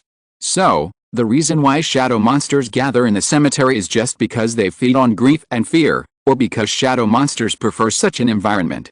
And the reason why there are shadow monsters in Anatolia is because that land is close to the abandoned land filled with black fog. As for the church's statement, it is simply nonsense. He came to the cemetery to check it out not because he was feudal and superstitious, but because this world has both magic and shadow monsters. Although the people of Anatolia do not believe in it, it is really hard to say whether there are gods. This time when he came to Parma, there would definitely be church charlatans blocking the city gate to urge him to pay the tithes that Anatolia had owed for decades. Looking at the cemetery, he confirmed for the nth time that the church was purely deceiving people, and he would be more confident when arguing with the charlatans later. Let's go into the city. Without stopping for too long, Leon said to the guards around him. Leon was not interested in stuffing a few lonely shadow monsters into his ancient archives. You know, the shadow monsters floating over Anatolia are shoulder to shoulder. As long as Leon switched to his unique vision, he could see countless shadow monsters floating to the other side of the mountains every day. Compared with those shadow monsters who traveled thousands of miles to a foreign land to touch the black fog, these shadow monsters who were standing still and just wanted to lie flat in the cemetery were really not in Leon's eyes. Several people rushed all the way to the gate of Parma City, and then they saw several charlatans who had been waiting at the gate. Respected Viscount Anatolia. The priest in a white robe bowed slightly and extended his sincere greetings to the Viscount, who came from afar. Ah! Great God of light, isn't this the pious Father Matthews? This must be the guidance of God, which allowed me to meet you here and feel the grace of God. Leon turned over and dismounted very cooperatively, and made several crosses on his chest with his hands, as if he was more pious than the priest in front of him. Leon was a nobleman of the kingdom after all. In his opinion, he had to be pious enough at least on the surface. He couldn't be like his dead alcoholic father, pointing at the church and cursing, right? Looking at the young Viscount who was making the cross crazily, Father Matthews showed a clear smile on his face. Sure enough, young people are easy to talk to, much better than his father Arthur Ximena. My Lord Viscount, Father Renato is dead. Who is this man? Leon couldn't help but be stunned. He thought the priest was blocking the city gate to urge the payment of tithes, but he didn't expect that he was here to talk about something else. What does the death of the priest have to do with me? Hearing this, Father Matthew's face couldn't help but twitch, but he tried to remain calm. He is the priest of Anatolia. Ah, is that so? Leon couldn't help showing a surprised expression. This was not pretending, he really didn't know about this matter, let alone the existence of this person. My Lord Viscount, Renato said in front of the old Viscount's bed that he died because he didn't believe in God, and was killed by Lord Todd with an axe. The guard on the side came forward and leaned over to Leon's ear and said. Suddenly, Leon realized. It's a pity, you also know the chaos in Anatolia. I hope Father Renato's soul in heaven can rest in peace. Leon shook his head, while making a cross on his chest quite piously, and sighed with regret. You don't even know who Renato is, why are you pretending in front of me? Exclamation mark. Although he was so angry that he wanted to jump up and down, Father Matthews still said the words he would ask every time Viscount Anatolia came to the city, My Lord, when will Anatolia pay the overdue tithes? Unexpectedly, Leon immediately said, Okay. I will pay it right away. As long as you can bring the gods out for a stroll, I will pay the tithes immediately. Please read Wolf. Chapter 38, Go get a job title first. It is impossible to pay the tithe. I will never pay it even if I am beaten to death. The church of this era is far less outrageous than in some eras. Although it has a respected status, it is just a church after all. Otherwise, the heroes of Anatolia would not have refused to pay the tithe for decades. If there was enough time, Leon might have the heart to have a good chat with the priests of the church. But it was still early today and he had other arrangements. Naturally, He had no heart to squat at the city gate with Father Matthews. He had to evaluate his professional title first. To be more specific, he had to go to the Mage Tower in Parma City first to certify his identity as a mage. Leon was a lord after all. Although he was only a viscount for the time being, he was also a real feudal noble. If he was a mage apprentice all day, it would not be enough. Now that he has the blessing of the ancient archives and ancient magic, although he cannot be said to be outstanding, it should not be a problem to evaluate a mage. Even if he has to pay money, he must be evaluated. This is not because he really wants the title of a mage, nor does he want to get the mage subsidy of the Andal Kingdom. The main reason is that only by becoming a mage can he have his own mage tower and obtain the enrollment qualification. Leon wants that enrollment qualification. Mages can recruit mage apprentices, and archmages can recruit assistant mages. As long as Leon becomes a mage, he can recruit mage apprentices with great fanfare, thereby recruiting more talents for Anatolia. In Anatolia, a normal mage would not even consider it when hearing the name of this place, and it is difficult to even introduce talents. But mage apprentices are different. Like the students in the previous life, they are all a group that is easier to fool. Note, I am also a student, don't spray me. Anyone who can feel the magic factor in the air can pass the certification and become a mage apprentice. But not every mage apprentice can be taught by a mage. After all, compared to being well known in the education industry, mages still hope that they can achieve something in the mage world. This means that as long as Leon can become a mage, his enrollment qualifications can provide Anatolia with a stable supply of mage apprentices. It is a sure win. Most of the mage towers in Parma are located in the northeast corner of the city. This is also the largest mage settlement in the southwest of the entire Andal Kingdom, gathering more than 50 mages and 3 great mages, and the number of mage apprentices is close to 600. From a distance, a large number of spire-topped mage towers stand upright in the city, staggered and arranged, which is particularly spectacular, forming a very sharp contrast with a low slum separated by only 2 streets. Leon's destination is the residence of his teacher, the great mage Albert. With a gift that he had prepared long ago, 3 pieces of moonlight velvet silk, Leon successfully met his mentor. As one of the 3 great mages in Parma, at least in the mage circle, Albert is also a person of some status. However, when he heard that Leon wanted to be certified as a mage, even though he couldn't let go of the moonlight velvet in front of him, this rigorous mage was finally broken.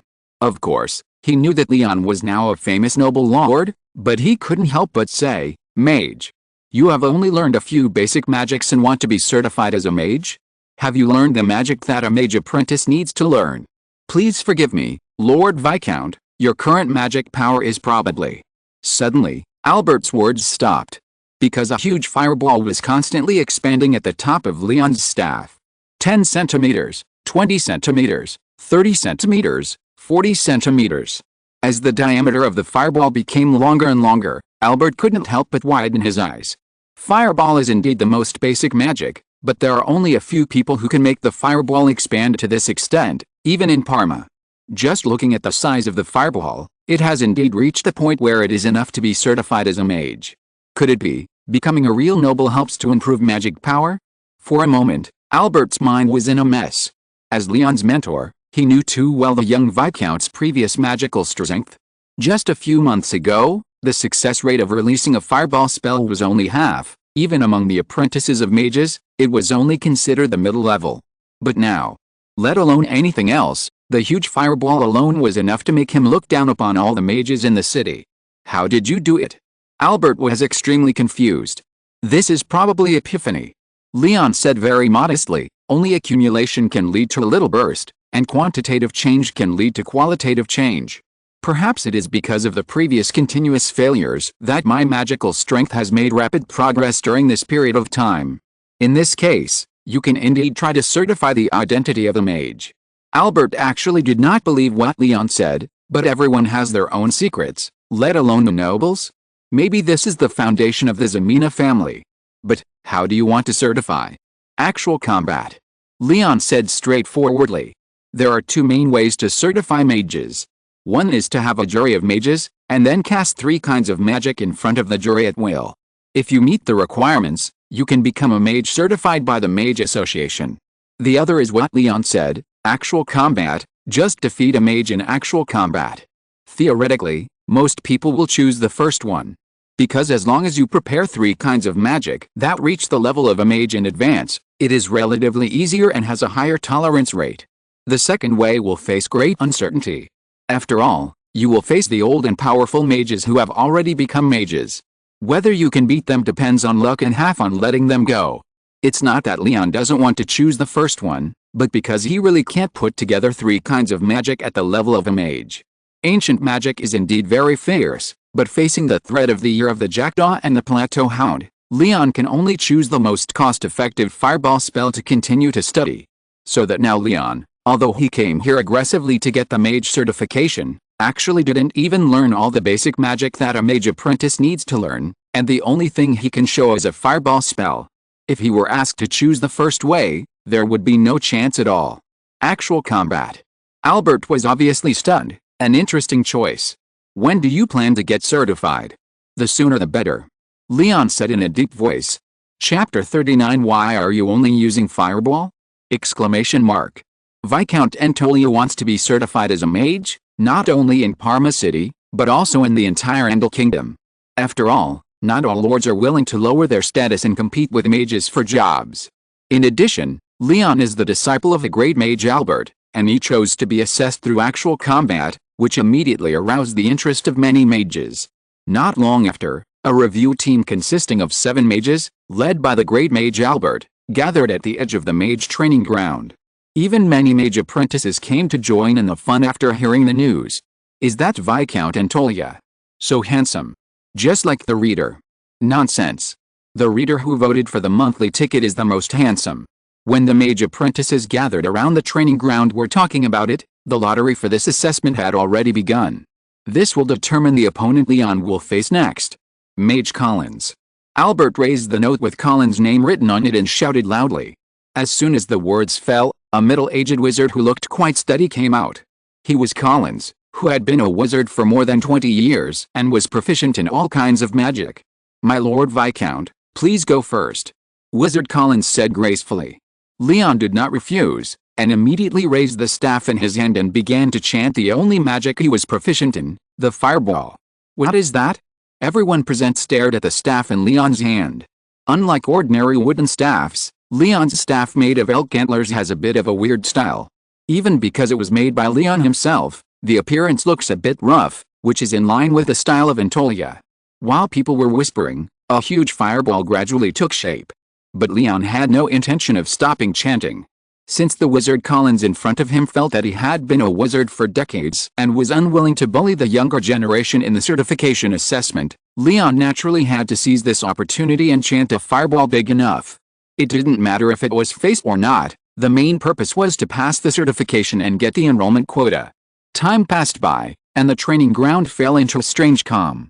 While he was unwilling to take the lead, he kept chanting magic. But does the fireball spell really take so long to chant? And can it really produce such a big fireball?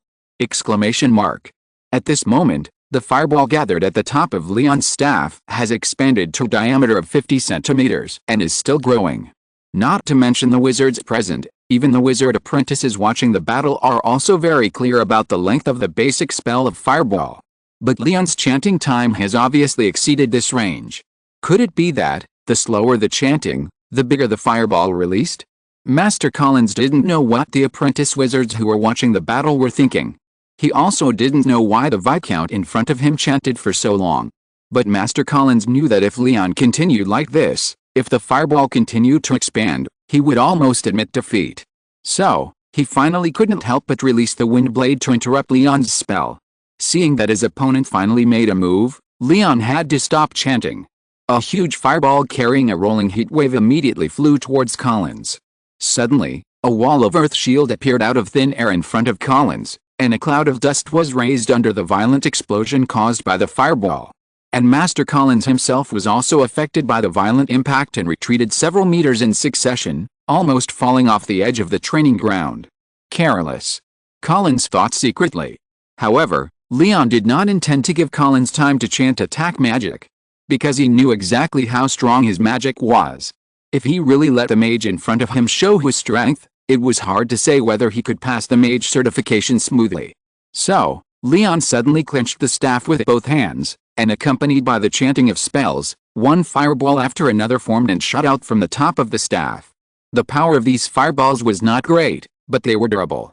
At this time, León was like a tireless fireball machine, constantly spewing hot flames with a staff in his hand. Perhaps because of the high temperature, the originally translucent acorn seemed to have become a little red. It was not just the fireballs. Due to the fast firing speed, some fireballs were shot out before they could even take shape. The shape and appearance were not round at all, but also strange. Is this a fireball spell? At this moment, not to mention the mage apprentices who came here to join in the fun, even the mages present were stunned for a while. Everyone knows the spell of fireball, but León in front of him doesn't even need to chant it. The continuous fireballs make Collins have no time to cast spells and attack. He can only summon one magic shield after another, and then move around with his flexible body. Why do you only use fireball? Finally, Mage Collins couldn't help shouting. At this time, he had long forgotten that the person standing in front of him was a noble viscount. He only knew that if he was beaten by a guy who was still a mage apprentice, he would have no place to put his old face. It works. León blinked and answered sincerely. While León was answering, the speed of his fireball release was not slow at all, and even slightly accelerated the rhythm. This is the power of ancient magic. Chanting magic is only a necessary condition for releasing powerful spells, but for fireballs like these with little power, they can be cast quickly with a staff in hand and the spells that León silently recited in his heart. This also made Collins secretly complain in his heart. Looking at the wizard Collins who was frequently dodging his fireball not far away, León finally found the right time. With a swing of the staff, several flames spread rapidly from the ground towards Collins, and in a blink of an eye, they blocked his next movement. Then, León pointed the staff in the direction of Collins, and the spell he chanted gradually became obscure. In an instant, several orange-red flames burst out, drawing strange and mysterious arcs in the air. This is the latest research result of León on the basis of fireball, and it is also León's redefinition of fireball using ancient magic. The bursting flames have no specific route, let alone a definite trajectory. They may move in the sky for a long time, but in the end they will hit the target selected by León in an unexpected way. Just like now, when the bursting firelight brushed Collins's collar, it suddenly turned 180 degrees in the shocked eyes of everyone and rushed towards Collins's back garden. Bang! A slightly dull explosion sounded. Collins, who was knocked to the ground, covered the hole in his wizard robe and shouted anxiously, "I give up." Ahem. Please read it. Chapter 40. No one loves the church more than I do. In Albert's wizard tower, León put on a brand new wizard robe and clipped the badge of his identity as a wizard on his collar. Wow! So handsome. What magic did you use at the end? Albert couldn't help asking with full of doubts. As a great wizard, Albert was proficient in all kinds of magic. But Albert couldn't understand the previous certification test. Not to mention the abnormal persistence and firmness at the beginning, the last fire that ran around and turned around confused him. Oh, actually, I created it myself. Antolia is a place of outstanding people and heroes. If the teacher lives in Antolia for a while, he will definitely create more special spells. León invited sincerely. However, as León expected, Albert shook his head very straightforwardly. Every great wizard is the object of the nobles' competition, and the resources that the Duke of Galicia can provide to him are not comparable to those of a small viscount like León. Although it is very different from the routine in the previous online article, where the protagonist raised his arm and the powerful rushed to join him, León was not discouraged at all. Although you have become a noble, you must not forget to practice magic. Albert warned. He did not believe in the nonsense of creating magic by yourself, but the spell that León chanted was really never seen before, so he could only wish his student a bright future. Don't worry. León vowed. Parma City, Bravis family castle. Viscount Antolia has arrived in Parma City. In the study, Dale pushed the door and said impatiently. So soon? How did he get here? Hearing this, the Duke of Galicia, who was writing something on the croft paper, was stunned and said in surprise. You know, from Antolia to Parma, the Greywater Castle earldom in the middle can be said to be a must-go. Just now, the news from Greywater Castle arrived.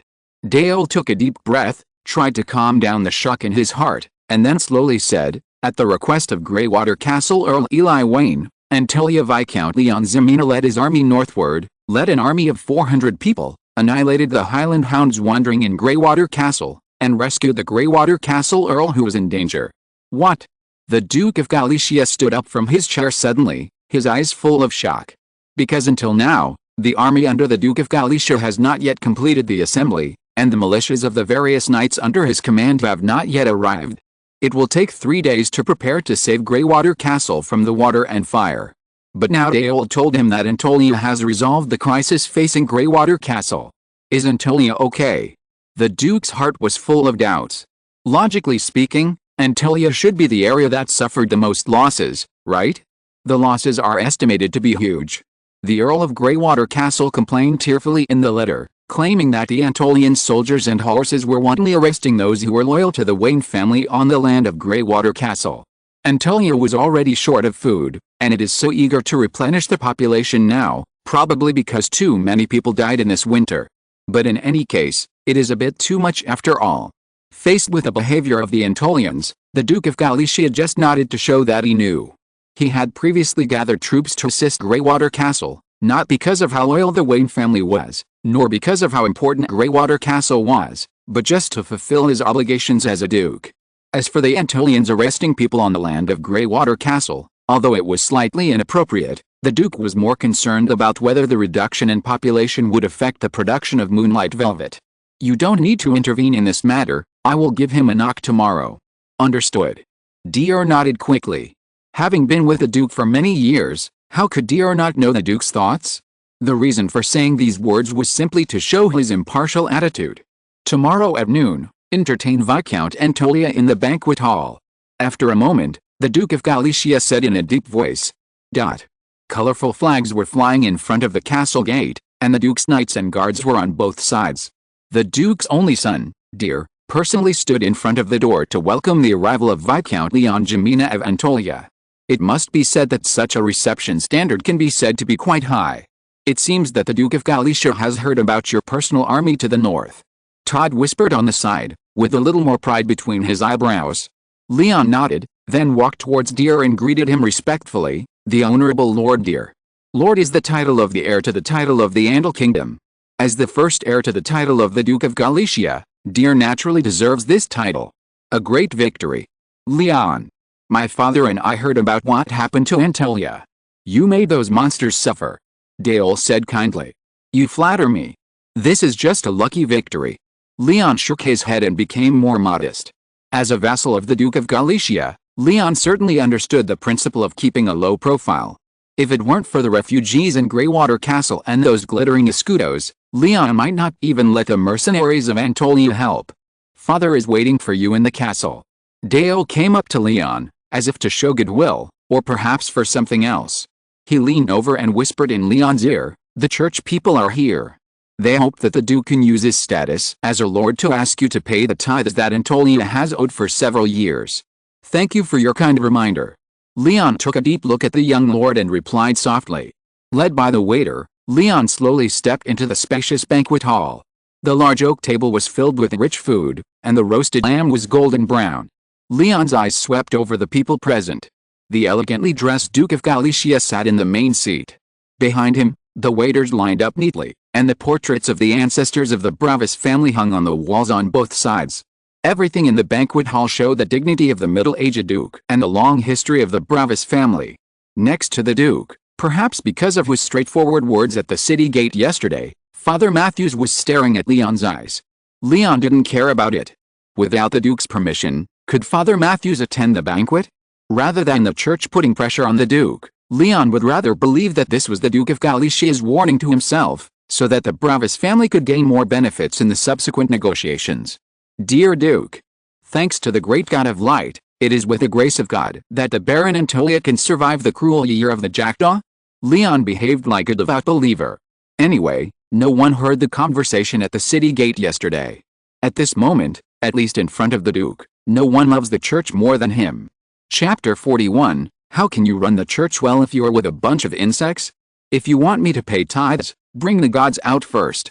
Until this moment, Leon's words yesterday still echoed in his ears. But the young lord in front of him seemed to be fine, showing his piety to the God of light in the banquet hall. Obviously, even the Duke of Galicia, who was sitting in the main seat, was a little surprised by this. But Father Matthews said that Antolia has already. My Lord Duke. Leon interrupted the Duke for the first time and said righteously, the Ximena family is a devout believer of the God of Light, and always believes that the God of Light can lead Antolia to a better future. Therefore, the patriarchs of the Ximena family have regarded the promotion of the holy teachings as their responsibility and the spread of faith as their foundation. My father, the previous generation of Viscount Antolia, Arthur Ximena, has told me countless times that his lifelong ideal is to build a church on the land of Antolia and let the people of Antolia experience the grace of God. But Antolia is poor. So poor that it can't even afford to buy food. How can it raise the cost of building a church? Father Matthews was so angry that Leon laughed. According to what the Viscount said, Antolia does not pay tithes in order to build a church. Of course. Leon's voice is steady, powerful, and unwavering. At this moment, he has a clear conscience. What about the church? Where is the church in Antolia? Antolia can only see the body of Father Renato. He deserves to die. Leon cursed. What is the duty of a priest? The duty of a priest is to teach the believers in the church, and to be the guide of the believers in the world. Antolia's tithes have never been in arrears, and they are always handed over to the priest on time. But how did Renato do it? He not only embezzled money in Antolia, which seriously hindered the speed of Antolia's church construction, but also slandered devout believers like the Ximena family. How can such a person bear the duties of a priest? If Father Matthews does not believe it, send religious knights to search Father Renato's house in Parma. The box full of gold, silver and jewelry is the ironclad evidence that Father Renato embezzled tithes. After Leon's voice fell, Father Matthews was a little overwhelmed for a while. It's not that he doesn't want to accept it, but that he can't accept it. Which priest in the church is not rich? That is to say, there is no crime of huge property of unknown origin in this era. Otherwise, if you catch a priest and kill him during festivals, you will definitely find a box full of gold and silver. Leon did not intend to miss this opportunity. The church of this era is indeed powerful, but it is far from being able to shake the rule of the Ximena family. Since the church failed in the holy war against the pagans of the Kingdom of Walrus 3 times in a row, the army under its command has long been exhausted and no longer as glorious as before. What's more, there are far more nobles who refuse to pay tithes than Antolia. In the northern border of the Andal Kingdom, there are at least dozens of nobles who resist paying tithes. It is precisely because of the above reasons that Leon is not afraid of the church in front of him, and even intends to climb up the pole. Father Matthews, it is the church's duty to preach the teachings and educate the believers. I hope that the tithes embezzled by Father Renato can be returned in full, so that the church in Antolia can be built as soon as possible. Only in this way can the holy light of the God of Light be sprinkled on the hearts of the Antolians. What? Father Matthews' eyes widened, staring blankly at the young lord in front of him. What did he just say? Was he asking for money from the church? Impossible. Why not? Leon righteously retorted, only by building a church can the gospel of the God of Light be spread. If it weren't for the church's termites, why hasn't there been a church in Antolia until now? How can we run a good church with a group of insects? Okay. The Duke raised the wine glass on the table and made a round. Leon has come from afar. It's not easy. Drink a glass of wine first. Congratulations to the Antolians for their great victory in Greywater Castle. Father Matthews looked at the Duke with gratitude and drank the wine in the glass. Father Matthews. But at this moment, Deer on the side took over and said, since Viscount Antolia also said that the tithe was for the purpose of building a church, I think it seems that it is okay to return all the money embezzled by Father Renato. Leon on the side couldn't help but look up and looked at Lord Deer, who was speaking for him. The young lord was obviously trying to show his goodwill to him. As for the reason, the Duchy of Galicia has many vassals, but the best fighter is Antolia. If Leon is right, Deer's move is probably to win over himself and consolidate his position as the first heir and the control of the Bravis family over this land. After all, although the Bravis family is a duke, most of its subordinate vassals have their own thoughts. For example, the Count of Brabant, whose fiefdom is located east of the city of Parma. The vassal named the Duke of Galicia often hooks up with the royal family and the church, and his intention to replace the Bravis family is even more obvious. Since the plan to knock himself through the church has not succeeded, then change the idea and knock the church by winning himself over. In short, the Duke's family will win no matter what. Lord Deer is right. Leon didn't care what the Duke of Galicia wanted to do. He only knew that Dear's words were in the interests of Antolia. If Father Matthews is worried, I would like to invite Father Matthews to Antolia to serve and personally supervise the construction of the church. Leon said sincerely. For a moment, Father Matthews was speechless. He had planned to use the power of the Duke to at least make Antolia pay part of the overdue tithes, so as to further gain capital for himself and the church. Unexpectedly, things were developing in an unexpected direction, and he was even about to be trapped in Antolia. What is Antolia? It is a place where people will be exiled by the church only if they offend people. Not only is it chaotic and barren, but in the dictionary of the Antolians, greeting the parents of the god of light is really a common thing. The proposal of Viscount Antolia does make some sense. When the Duke of Galicia, who had been silent for a long time, finally spoke, Father Matthew's face was already pale. If you're listening to this novel on a channel other than Fanfic World, it means they downloaded and uploaded it without effort. We cordially invite you to visit our channel, Mundo Fanfic Novelis. There you'll find the original version of this story, and you can explore many other novels of various genres. We're waiting for you to immerse yourself in a world of incredible novels. Chapter 42 Agreement reached. Father Matthews no longer had the heart to continue attending this banquet. He just felt dizzy and cold all over. Theoretically speaking, the Duke of Galicia really has no control over the church, but in the current situation of the decline of the church, the cardinal in charge of the Diocese of Parma would probably not offend the Duke for this. When the people in the banquet hall gradually dispersed, leaving only the Duke of Galicia, Lord Dear and Leon, they finally got to the point of the meeting. The previous episode seemed to have never happened.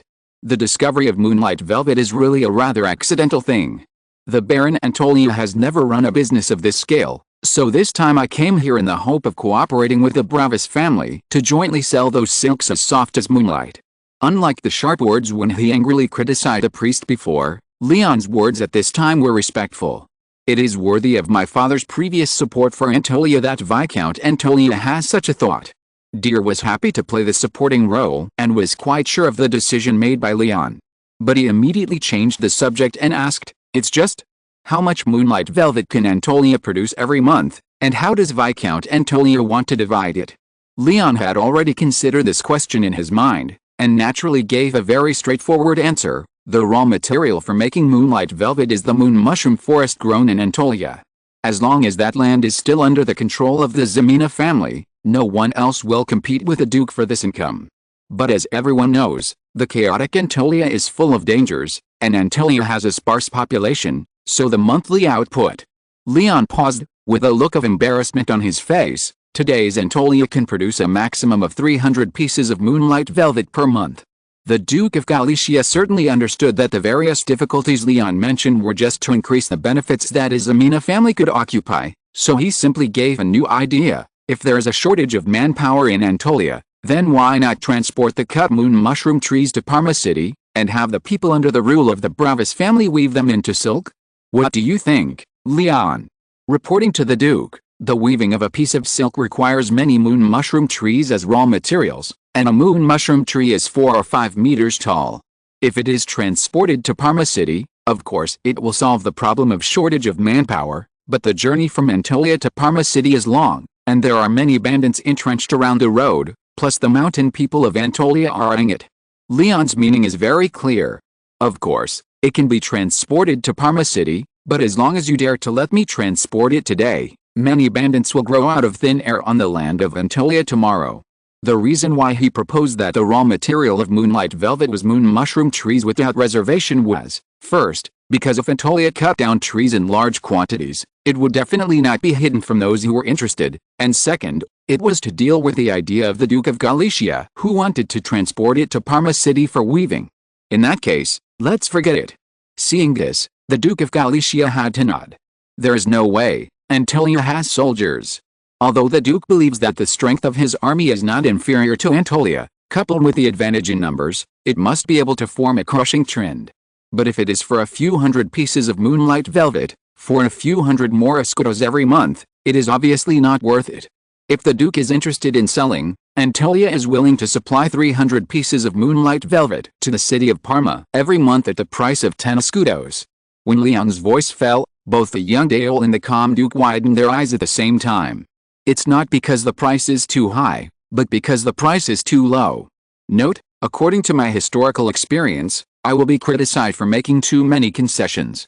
I will watch it later before I start to criticize. You know, just a few months ago, when Aaron was selling moonlight velvet, the average price of each piece of silk was as high as 20 escudos. Even if the price may gradually drop to a dozen escudos as the number of moonlight velvet increases, judging from the selling price alone, this is a full 1/3 of the profit. Compared with Leon's aggressive attitude towards the priest before, how can it not be surprising?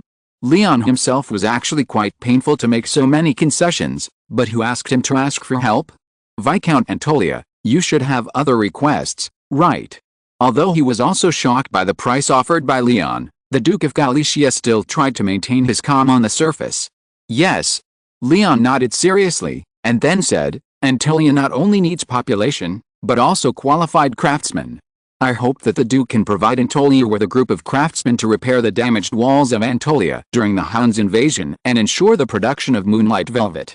In addition, the solemn and magnificent city of Parma is being defiled by those displaced serfs, which is really damaging to the reputation of the Duke.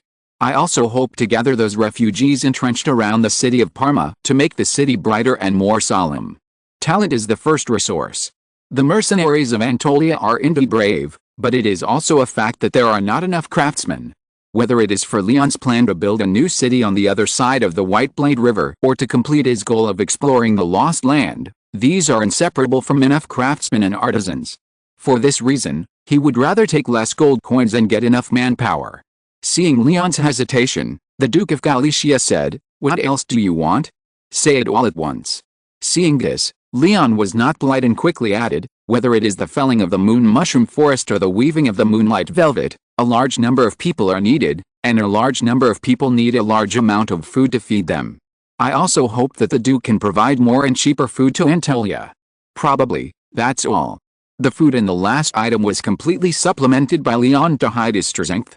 Because by the beginning of next spring, Antolia, which has the black soil generation technique, will certainly not be short of food. But Leon felt that he needed to leave a life gate, or in other words, leave a means for the Duke of Galicia that he believed could clamp Antolia and control himself at all times. Only in this way can the Bravis family relax. Leon doesn't want to be targeted by the Duke of Brabant like the Count of Brabant so soon. Follow the ball. Chapter 43 Elk and Goose Breeding Project. Although both parties had their own thoughts, in the face of common interests, a new agreement was soon successfully completed. The agreement mainly has 4 points. First, Antolia will provide at least 300 pieces of moonlight velvet to the Duke of Galicia every month at the price of 10 escudos per piece, and increase this amount to 1,000 pieces within 3 years. Second, in order to fulfill the Lord's obligations and strengthen Antolia's defense capabilities, the Duke of Galicia will send 50 craftsmen to Antolia and repatriate more than 700 serfs who have fled from Antolia in the past few decades, and will continue to send the fleeing serfs to Antolia in the future. Third, Antolia has the priority right to purchase food from the city of Parma, and can settle at 80% of the market price.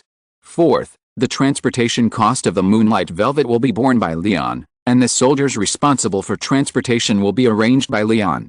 Leon is very satisfied with this. Although this agreement has reduced the monetary benefits that Antolia can obtain, it has brought more population. As for the so-called serfs who escaped from Antolia in the second article, although the serfs said that they didn't know where Antolia was, as long as the noble lord said they were from Antolia, they must be from Antolia. In addition to the above few articles, most of the other clauses are some marginal constraints, which seem insignificant. In order to appease the church and better implement the principle of giving a sweet aid after a slap, the Duke of Galicia deliberately added a requirement that Antolia build a church within 10 years in the 5th article of the agreement. Although Leon strongly opposed this on the surface, he finally agreed reluctantly. And at this cost, he exchanged the right of first refusal for the iron ore in the city of Parma. Because he really didn't just talk before, Leon really planned to build a church on the land of Antolia. But who stipulated that the god of light must be worshipped in the church? The scattered mountain tribes in Antolia each have their own totem gods. For example, the Laprik tribe regards the bear otter as the totem of their tribe. Even though the natives of the Thorn territory do not believe in gods, the newly joined mountain people do. From the perspective of improving religious unity and increasing tolerance for heresy, Building a church is obviously a great benefit to the territory. And it cannot be a small church, it must be a cathedral. If there are sufficient funds and manpower, León even plans to build it into a wonder, and it would be best if all the totems of the ancestors could be stuffed in.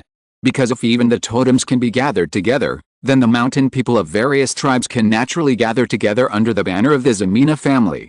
In the worldview of the mountain people, the beliefs of different totems have not yet been upgraded to the advanced version of hatred for heresy, so it is entirely possible to let the totem gods sit in a row. After all, compared to the mountains that are beaten by wind and rain, a magnificent church can be regarded as a mansion. In short, the Duke is very satisfied with this agreement, and León is very satisfied, a win-win situation. When León signed the agreement in the city of Parma, the distant Anatolia was not idle at all.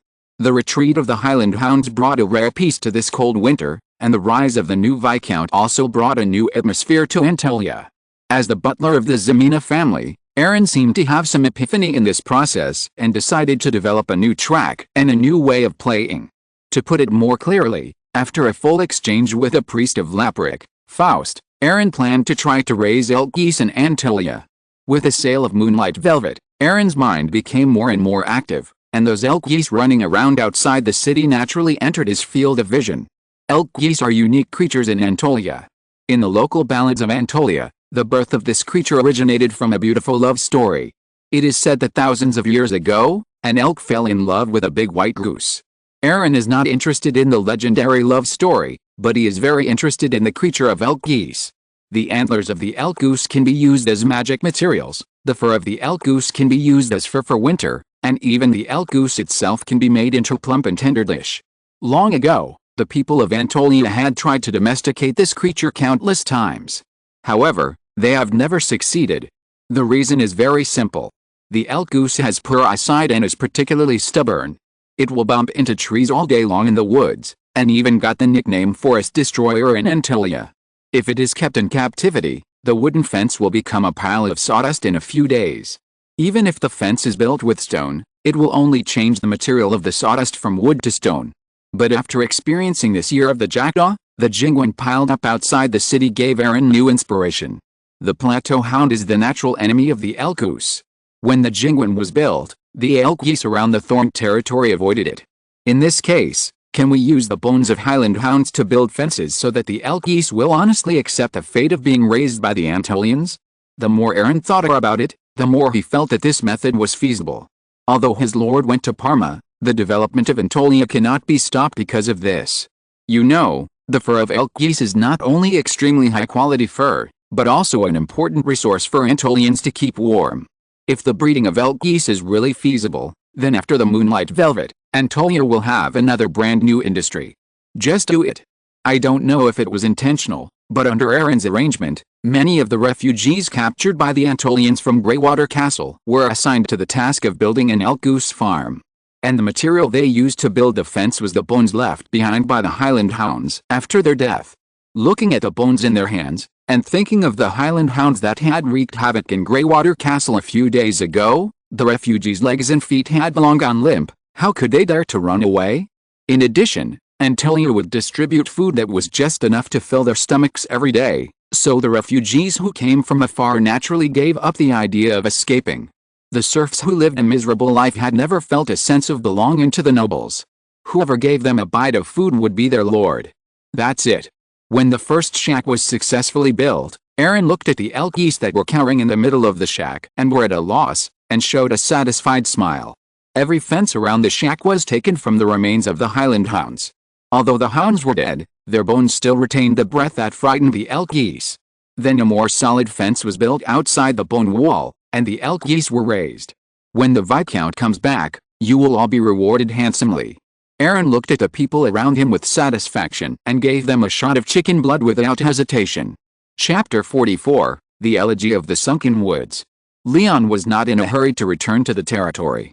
Although he only cared about the admission qualification he could get after becoming a mage, based on the principle of not letting go of anything for nothing, León would not miss any of the gifts.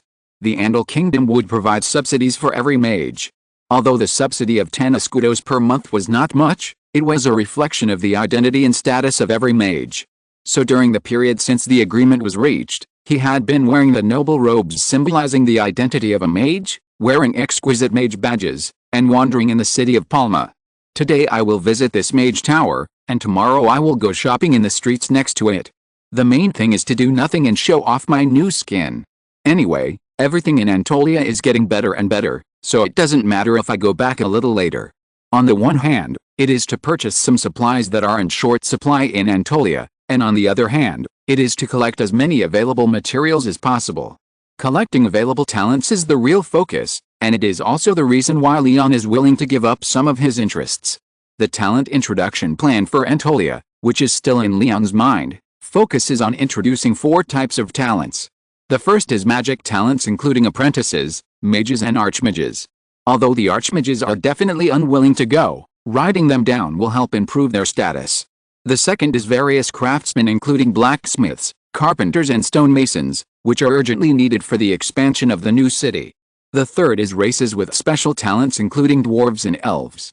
Whether you can meet them depends entirely on luck. The fourth is special talents who think they have enough ability and are willing to be loyal to the Ximena family. León himself doesn't know what the fourth type of talents mainly include. Anyway, the standards for evaluating such talents are determined, approved and announced by León, which can be said to be very rigorous. Therefore, León stayed in Parma for half a month until the Anatolian mercenaries led by Todd arrived, and then he began to prepare for the return journey. It's not that León didn't dare to return alone, but mainly because he had a lot of things to do in Parma during this period. If you don't dispatch a reliable guard, it would be fun if someone accidentally intercepted you halfway. The first is iron ore. The Southwest Highlands, located southwest of the Thorn territory, is the key development direction of Anatolia in the next few years. If the Anatolians want to set foot in the Southwest Highlands, they will inevitably encounter the tall bird that the Laprics have mentioned countless times. Mercenaries are not afraid of war, but they need weapons to fight. To this day, iron ore has never been found on the land of Anatolia, and if you want to make weapons, you can only purchase them from Parma. This is also a headache for the Viscounts of Anatolia in successive generations. Fortunately, according to the Lapric priest Faust, there are countless mineral deposits on the Southwest Highlands. Although it is not known whether there are iron ore, it has given León a rare hope. In addition to iron ore, the second is the mage. In these days, although León walks around the streets of Parma all day long, it is not for nothing. There is definitely no great mage, but at the level of the mage, León really fooled a smart one. Mage Collins. He was the opponent that León faced when he was undergoing the mage certification, the old fellow who admitted defeat and disgrace because his back garden was blown up.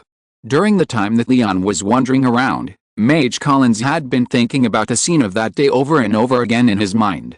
Mage Collins was already over 40 years old this year.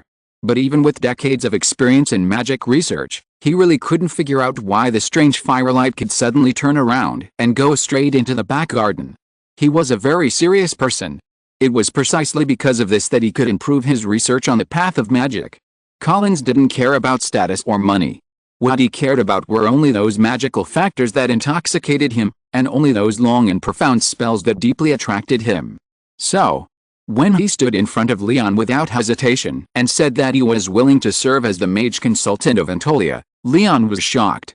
Although León had been walking around the streets, he actually never had any expectations of recruiting mages. As a result, Collins, who had only met him once, made this choice that surprised León. Why? Why did you choose Anatolia? On the way back to Anatolia, León finally asked the question that had puzzled him for a long time. Anatolia has nothing, only poverty and desolation, only chaos and death. Especially in terms of the subsidy for mages, it is completely incomparable with the city of Parma. Facing León's doubts, Collins looked at the young lord in front of him affectionately. For you, León. For your magic, I think the magic you use belongs to a category I have never seen before. So, I hope you can give me the opportunity to contact this kind of magic. In return, I will be loyal to you. Mage Collins said very seriously. Huh? Hearing this, León finally breathed a sigh of relief. It was undoubtedly a very happy thing for León to have a mage take the initiative to surrender. But whether to let Collins come into contact with ancient magic so quickly, León still needs enough time to observe. Shen Mulin. When the letter of help from Greywater Castle caused a sensation among the nobles, Antonia's other neighbor, the Viscount of Shenmulin, located on the edge of the Duchy of Galicia, seemed to have completely disappeared. Shenmulin is neither located at a transportation hub nor a wealthy territory. Since no letter of help was sent from Shenmulin, it naturally did not receive any attention. However, this does not mean that Shenmulin is safe and sound. Johnny is a wandering poet from the northern border of the kingdom. The bagpipe behind him is the best instrument by the campfire, the poetry in his mind is the best biography of an adventurer. His favorite thing is to ride the old horse left by his father, wandering among the noble territories, and telling the adventure stories he made up to those quiet listeners. Along the way, he encountered thieves and robbers, and met rebels and rioters, but he was always able to escape danger and was calm and steady from beginning to end. However, this time, when he set foot on the land of Shenmulin, a rotten and damp smell made Johnny feel particularly depressed. In his sight, there were Highland hounds lying dead on the roadside, and civilians who had frozen to death due to hunger and cold. The blood on the ground had long dried up. But all of the above were obviously not the source of the depression. Just as Johnny was puzzled, the old horse under him suddenly neighed. No matter how hard he pulled the reins, the old horse was unwilling to move forward, but just circled frequently in the same place. Seeing this, Johnny couldn't help but cast his eyes to the deep and dense forest, as if there was a huge terror hidden in this dense forest. Let me talk about the questions raised by book friends in the previous chapter, Chapter 9. After self-examination, my previous reply may be ambiguous. I meant to modify the sentence, the kingdom's largest mercenary production area, instead of modifying the population of Antolia.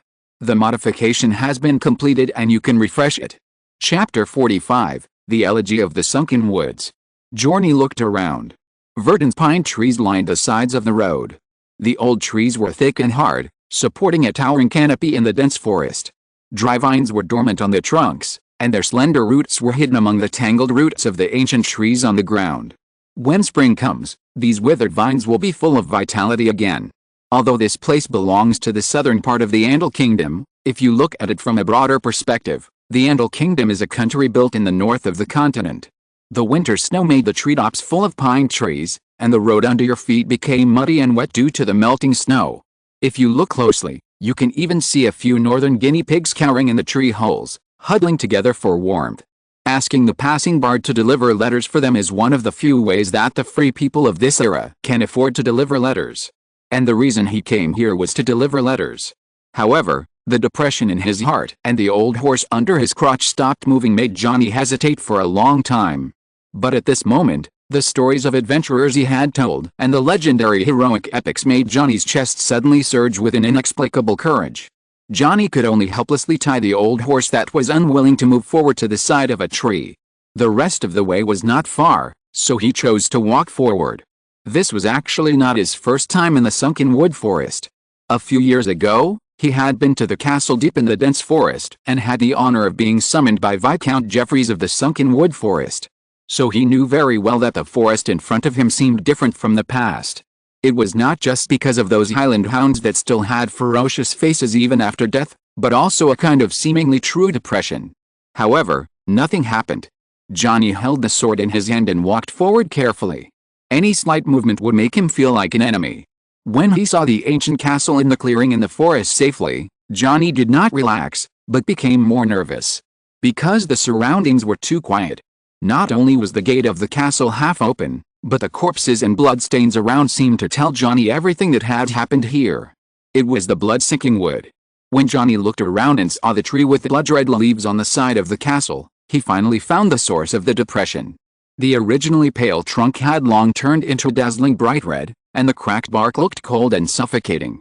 Johnny didn't know why the ancient tree in front of him had changed like this, but the courage he had finally mustered in his heart began to quickly pass. As a wandering poet, Johnny had told the legend of the blood-sinking wood countless times. In the past, it was just a legend. But now, seeing that the ancient tree in front of him seemed to have changed as in the legend, a chill suddenly enveloped Johnny's heart. The blood of the beast will awaken the sleeping guards. When the pale tree trunks are dyed into dazzling blood red, the existence imprisoned in the tree trunks will emit a low roar. Johnny couldn't help but recall the words in the poem in his mind. He shook his head frantically to keep calm, but the gloomy and silent forest made him powerless. Suddenly, The branches of the ancient tree touched Johnny's arm. He turned his head quickly, but saw that the dazzling red on the tree trunk behind him gradually faded. Gradually, a pale and hideous human face appeared. Viscount Jeffries. Johnny widened his eyes, looked at the gradually revealed human face with panic, took a few steps back, and fell to the ground, splashing a pool of mud. In front of Johnny's eyes, the trees that were supposed to be rooted in the soil seemed to suddenly come alive. They waved their thick branches with their teeth and claws, like messengers from hell. The originally bright red leaves also ignited a strange and cold blue fire, making Johnny feel a biting cold even though he was wearing a thick leather coat. Run. Run quickly. At this moment, Johnny had only this thought in his mind. He hurriedly turned over and climbed up from the ground using his hands and feet, trying to escape along the way he came. Bang! The thick branches hit Johnny's back hard, and the old bagpipe instantly turned into fragments all over the ground. The clothes on his body were torn apart, leaving a hideous scar on Johnny's back. Obviously, the bagpipe on his back saved his life. But this thing, which the bard regarded as precious as his life, was also turned into powder under the whip. But at this time, Johnny had no intention to pay attention to his broken bagpipe. He endured the pain on his back and fled to the outside of the dense forest. He didn't even dare to look back, because he could feel that the blood-sinking wood that should have been rooted in the soil was using their roots buried deep in the ground to break the soil under his feet and chase him in the direction of his escape. Are those monsters still trees? At this moment, Johnny's mind was in a mess, and he ran at a speed he had never run before. Is it a tree man? Or something else? Johnny didn't know why such a change happened, and he didn't know why something that should have only happened in legends was actually happening in front of him. He ran desperately, even though his legs and feet were already sore, but he didn't dare to stop for a moment. Fortunately, those tree-like monsters didn't seem to be very fast, and they didn't have the intention to kill Johnny. After chasing for a distance, they rooted themselves in the soil again, removing the terrifying pressure. But even so, when Johnny finally rode the old horse under his crotch out of the dense forest, he was still sweating coldly, and it took a long time to recover. So, when he saw the caravan slowly passing by on the road not far from him, he immediately ran towards the caravan. At this time, he just wanted to stay in a crowded place and didn't want to be a bard anymore. The sunken wood forest is over. Tree man. Monster. Everyone in the territory is dead. So, when Todd grabbed the rugged guy who called himself a bard and brought him to León, the Viscount who was about to return to Anatolia and the guards around him naturally heard these crazy words. Tree man. Yes. In the sunken wood forest. Johnny shouted in panic. Sir Viscount, do you want me to take someone to take a look? Todd looked at the frightened guy and asked León. No. Don't stay, take him back to Anatolia. León looked at the sunken woods not far away and said in a deep voice. Graduation ceremony tomorrow, try to write 2 chapters, update in the evening. Chapter 46 Spring is here, can winter be far behind? León did not intend to take risks, and he did not think that as a time traveler, he could act recklessly. In his opinion, the golden finger was just his reliance, not his capital to commit suicide at will. Even though they were far apart, he could still feel the breath of ancient magic in the dense forest not far away.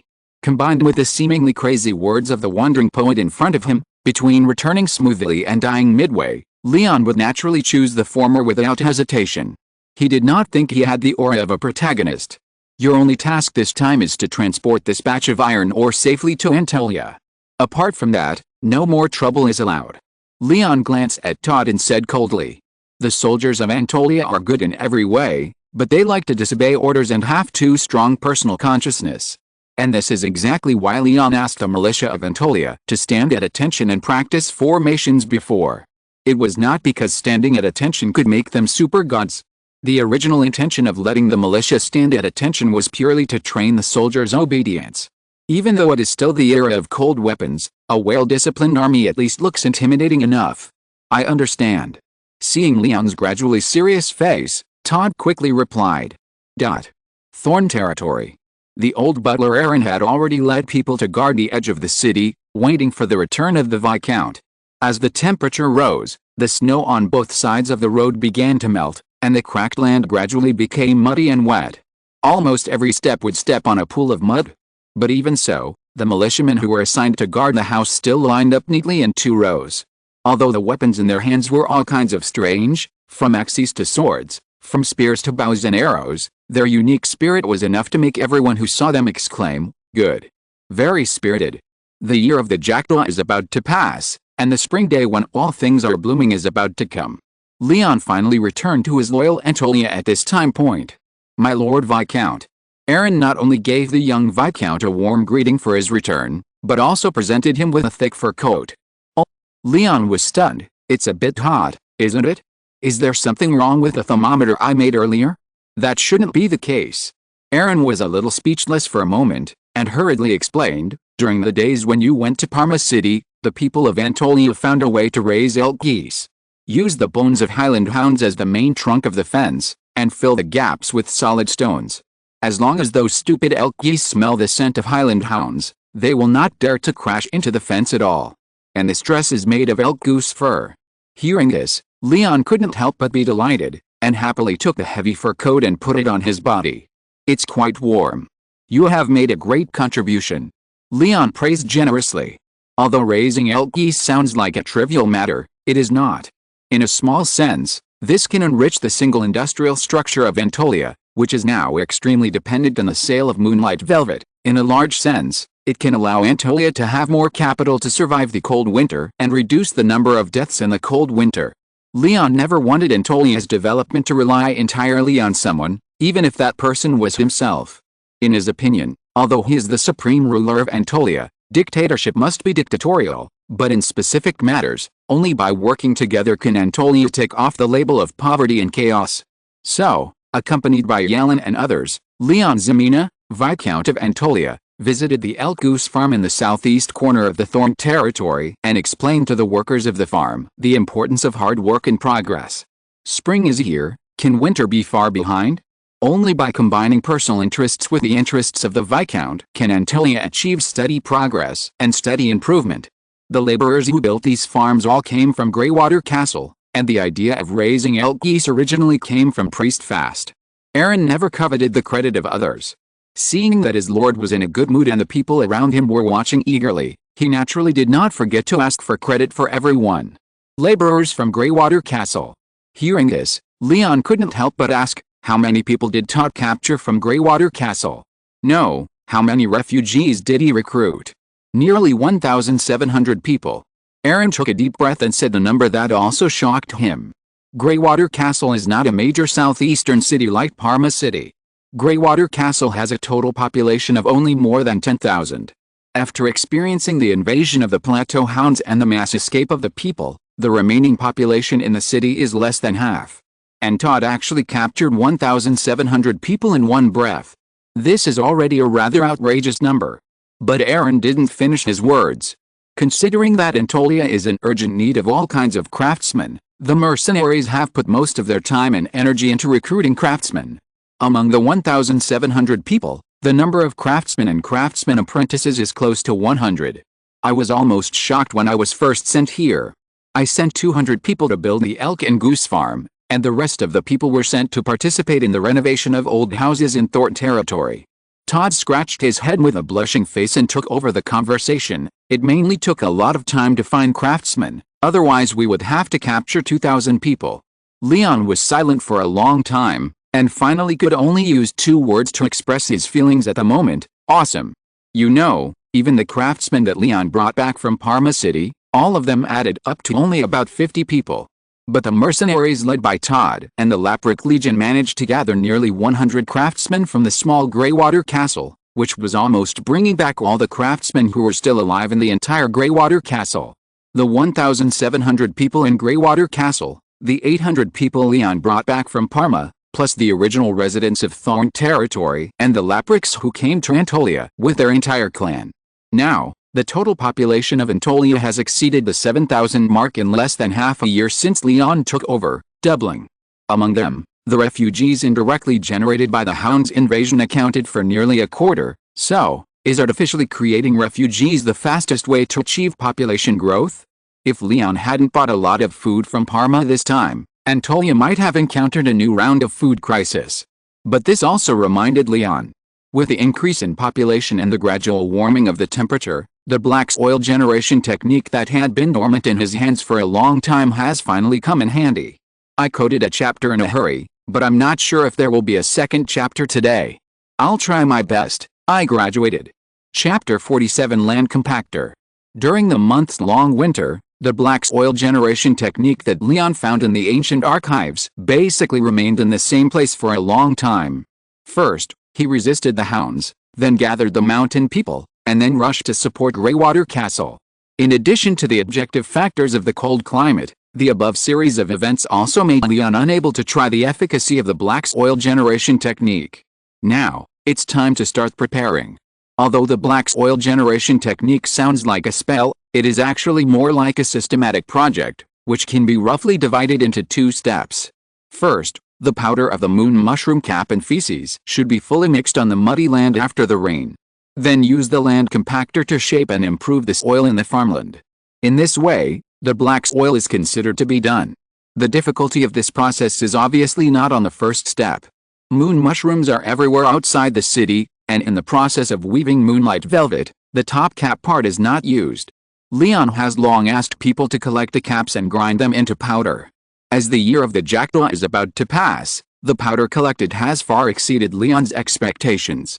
As for feces, there is no need to collect them deliberately. With so many people in Anatolia, it is enough for everyone to make a little contribution, and it will even greatly improve the environment in the city. The most difficult thing is actually the land compactor mentioned in the second step. As the shadow monsters in the ancient archives continue to devour the black fog, the land compactor has become the second ancient relic obtained by León after the scientific instrument. In the records of the ancient archives, the land compactor and the scientific instrument in León's hand are at the same level. Scientific instruments can give data and information related to the input materials by inserting shadow monsters and various different items and materials, so that León can make more accurate judgments. The land compactor can shape different surface soils through different material formulas. Black soil is one of them. If the moon mushroom powder in the formula is replaced with the juice of juicy berries, it can be improved to low-yield red soil. If some rotten animal and plant corpses and other raw materials are added to the formula, it can also be improved to wetland soil. In short, the existence of the land compactor means that no matter how barren the land of the Antorians is, as long as there are enough raw materials, the originally barren land can be shaped into different forms of soil. However, unlike scientific instruments that need shadow monsters to drive, the use of the land compactor requires warm stone as a power source. And the warm stone comes from the Southwest Highlands. Southwest Highlands again. During this period of time, the name of the Southwest Highlands appeared in León's mind again and again. The Southwest Highlands must be visited, and the tall-legged strange bird entrenched on the highlands must also be dealt with. Thinking of this, when León returned to his lord's castle, he immediately asked someone to call the strongest craftsman in Anatolia, the dwarf Sherman. "Oh, my dear Viscount. Sherman hasn't seen you for 2 months. If you have any request, just tell Sherman. If Sherman can't do it, let the god of forging kick my ass. You know, Sherman is." Ahem.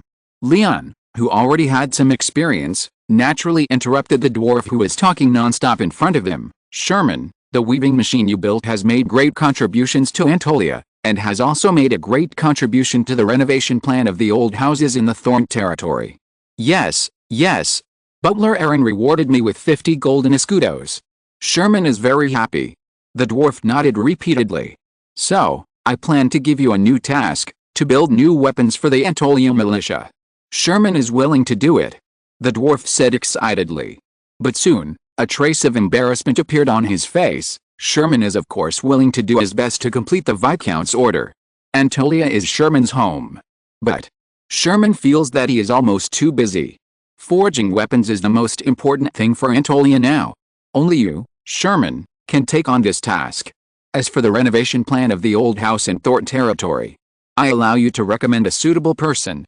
Hearing this, Sherman couldn't help but fall into silence.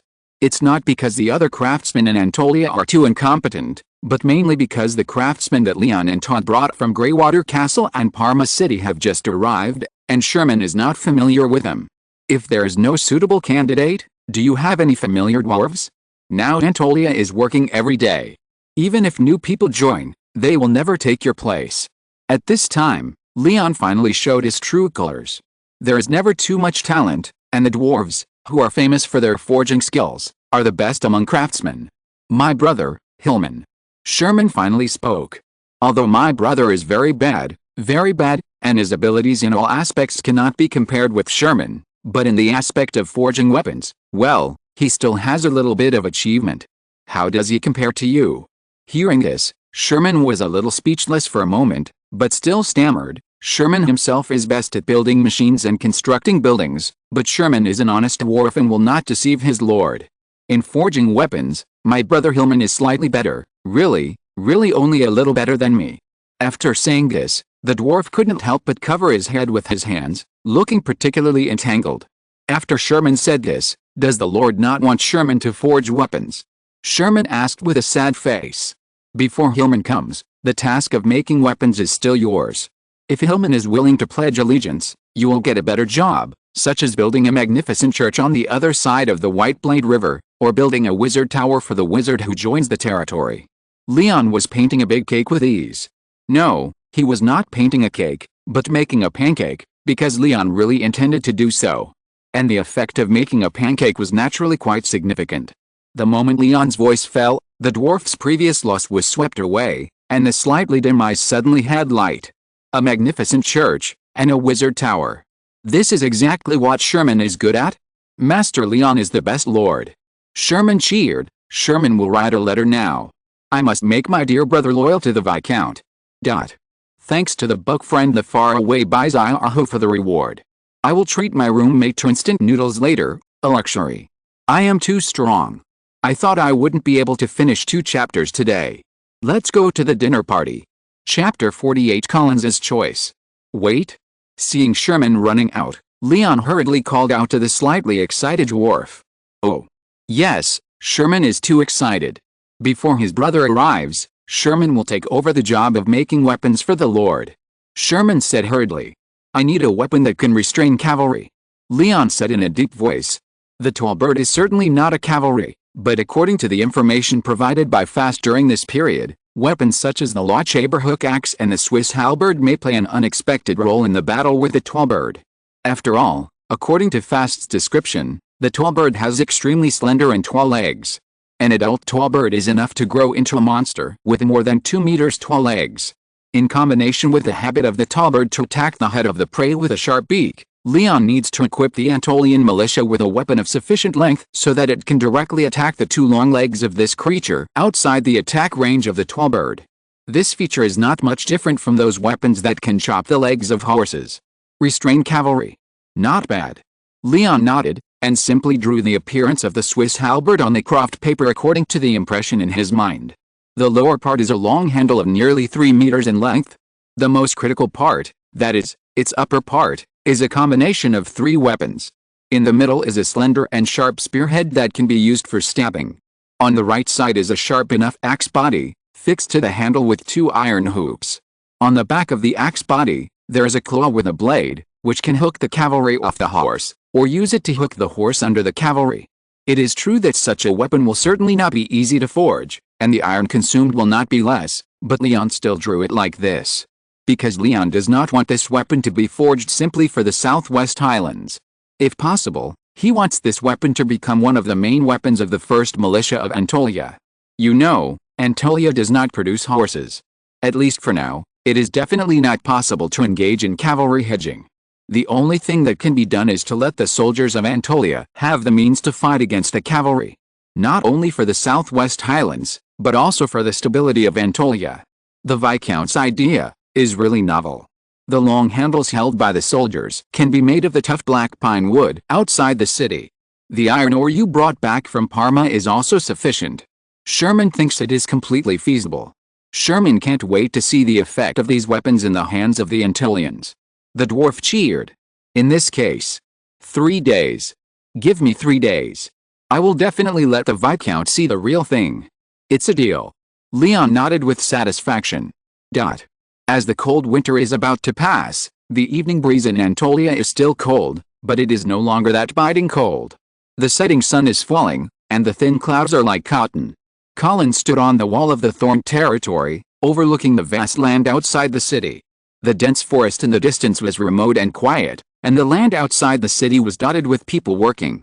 Although the land compactor was just a pile of broken copper and iron without enough warm stones, the people in the territory had already begun the first step of improving the black soil under Leon's command. The land on the south bank of the White Blade River was relatively flat, and there was a lot of land that had not yet been reclaimed, so it naturally became the first choice for Leon to use the black soil generation technique.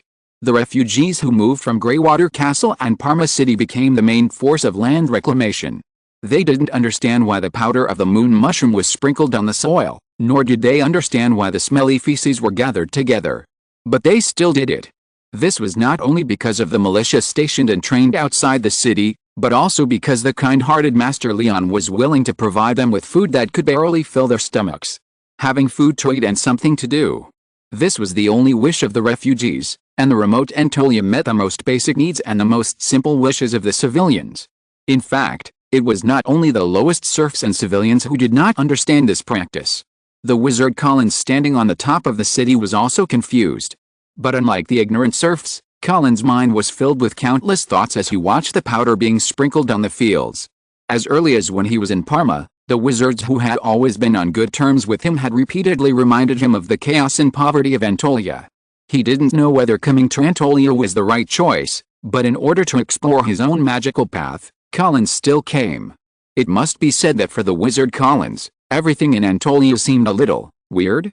Although this place also belongs to the territory of the Andal Kingdom, the style of Anatolia is completely different from the many noble territories in the kingdom.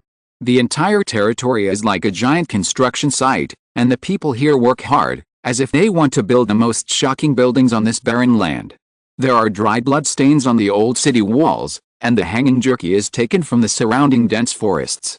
In Anatolia, where everyone is a soldier, especially after the Laprics swore allegiance, this land has become more and more fierce and wild.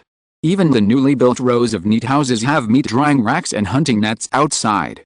As for the magic he is looking for, in Collins's opinion, there is probably a branch of magic in this land that is completely different from the magic he is familiar with. There are two main reasons why he made such a judgment. First, the story of León Ximena casting magic in the fierce battle has long been widely circulated in this territory. The strange fireball technique is obviously different from the magic he is familiar with. The second is because of the old man who is called a priest by the Laprics. Collins can conclude that the priest named Fast must be a genuine wizard, but he can hardly feel the regular magic fluctuations on Fast. He has seen Fast casting spells. It is a strange and familiar feeling, as if it has the same origin as his own magic, but it is very different. This discovery made him nervous and excited, because Collins felt that his understanding of magic seemed to be changing. All Collins' lifelong learning came from the magic path passed down by the great wizard Merlin, but now, in Anatolia, he seemed to see a branch inheritance that was completely different from the magic path he was familiar with. The huge impact brought by this discovery also made him fall into an extremely complicated emotion. He stayed up until 3 in the morning and woke up in the afternoon. If you're listening to this novel on a channel other than Fanfic World, it means they downloaded and uploaded it without effort. We cordially invite you to visit our channel, Mundo Fanfic Novelis. There you'll find the original version of this story and you can explore many other novels of various genres. We're waiting for you to immerse yourself in a world of incredible novels. Chapter 49 Tree Guard. Everything I said is true. I saw it with my own eyes, and the scars on my back are proof of that. In the Lord's castle, Johnny was describing vividly what he saw and heard in the sunken wood forest. In front of Johnny, including León Ximena, Viscount of Anatolia, Aaron, Todd, Fast and other big men in the territory were also listening to his description. That monster was so long and so big, Johnny said, while gesturing in the air with his hands. Pa. Pa, pa, pa. It smashed my bagpipe in one go. Even though several days had passed, Johnny's eyes still retained obvious panic and fear, as if he had not recovered from the shadow of that day. You saw it wrong. After Johnny finally finished telling about his experience that day, Aaron just said briefly. No. Impossible. That's true, you have to believe me. Johnny widened his eyes and objected fiercely. My Lord Viscount, I suggest that we give him a place to stay in the City of Thorns, so that this bard can rest in peace. Aaron looked at his young lord. I'm not sick, the wound on my back. Todd, do as steward Aaron said and find a better place to live. Leon ignored Johnny's argument and just said to himself. I understand. After that, he ordered the guards around to escort Johnny out. "What do you think about this matter?" Leon asked after Johnny left. Although what he said sounds incredible, it doesn't seem to be false. After a moment of silence, Aaron finally said, "But this matter must not be publicized. The Antolians are not afraid, but the sunken wood forest is too close to Antolian. Those refugees who have just been caught here may be afraid, which will inevitably affect the current progress of the project and the Viscount's reclamation plan." To be honest, even Aaron, as a butler, really couldn't understand what his lord was doing at the moment, and couldn't figure out what factual basis the so-called reclamation plan had. But Leon was full of confidence in his reclamation plan, and even boasted that he could solve Antolian's food problem, which made Aaron a little unsure for a while. In addition, there was a precedent of moonlight velvet, so even if it was such an outrageous thing to sprinkle moon mushroom powder on the ground, Aaron carried it out in detail and did not dare to slack off. Todd should send militia to watch over the bard named Johnny and stop him from talking nonsense. After listening to Aaron's opinion, Leon added, "In addition, send a few flexible soldiers to see the sunken wood forest with their own eyes. If what Johnny said is true, the movement speed of those tree-shaped monsters is estimated not to be too fast, and perhaps they can bring us some more accurate information. I may know something about the monsters Johnny encountered." Finally, the priest Laprick, who had not spoken before, spoke up, and Aaron and others beside him had already left quite tactfully at this time. "Oh. Those monsters may be the legendary tree people." "Tree people?" "Yes." Fast nodded seriously, and then looked at the Lord with a confused look. "The book that the Viscount allowed me to read before has a description of tree people." "Really?" Leon scratched his head a little embarrassedly. Most of his previous readings were focused on the field of ancient magic. Although he knew that there were some historical books about Asgard in the ancient archives, it would take too long to read every one of them carefully. Seeing this, Fast was unwilling to keep the secret, and immediately told everything he knew. "There are records about tree people in the history of Asgard. Some people say they are the masters of the mountains and forests, while others say they are the guards of the god of nature. In short, Your Excellency can relax. If the monsters in the sunken wood forest are really the tree people in the records, then they will most likely not leave that land, nor will they pose a threat to Antolia. However, in the book you provided me, Your Excellency, there is another possibility mentioned." "What is it?" "Where there are tree people guarding, there are usually treasures of the god of nature, and there seems to be a similar statement in the songs of the Laprux." Hearing this, Leon was happy at first, but then he calmed down. Regardless of whether there is a treasure or not, Antolia's current development direction is the Southwest Highlands. The Thorn Territory Old House Renovation Plan, the Southwest Highlands Control Plan, and the Black Soil Improvement Plan.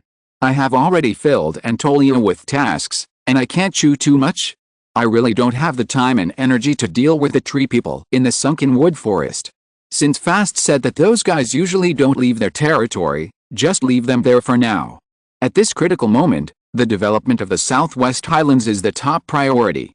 Let someone keep an eye on the sunken wood forest. As long as those tree guards don't actively harass Antolia, don't provoke those guys. Leon set the tone without hesitation. There is gain only when there is sacrifice. If you want everything at the beginning, I'm afraid the final result may not be good. Anyway, if there is a treasure, it can't escape. It will eventually be held in the hands of the Antolians. There is no need to be too anxious." "The Viscount is right." Fast replied with agreement. Just like the reason why Leon directly included Fast in the core layer of Antolia was because of Fast's unique identity in the hearts of the Laprux. Fast's previous words were also a test of Leon. After all, the Laprux were not the natives of the Thorn Territory. Only by understanding the temperament of their own lord can they determine how true and false Leon's previous promises were. And it is obvious that Fast is very satisfied with Leon's decision this time. At least in Fast's eyes, this young lord really has the potential to lead the Laprux back to their homeland. After discussing the threat of the tree man, Leon asked curiously, "What do you think of Collins? The new wizard who came to Antolia?"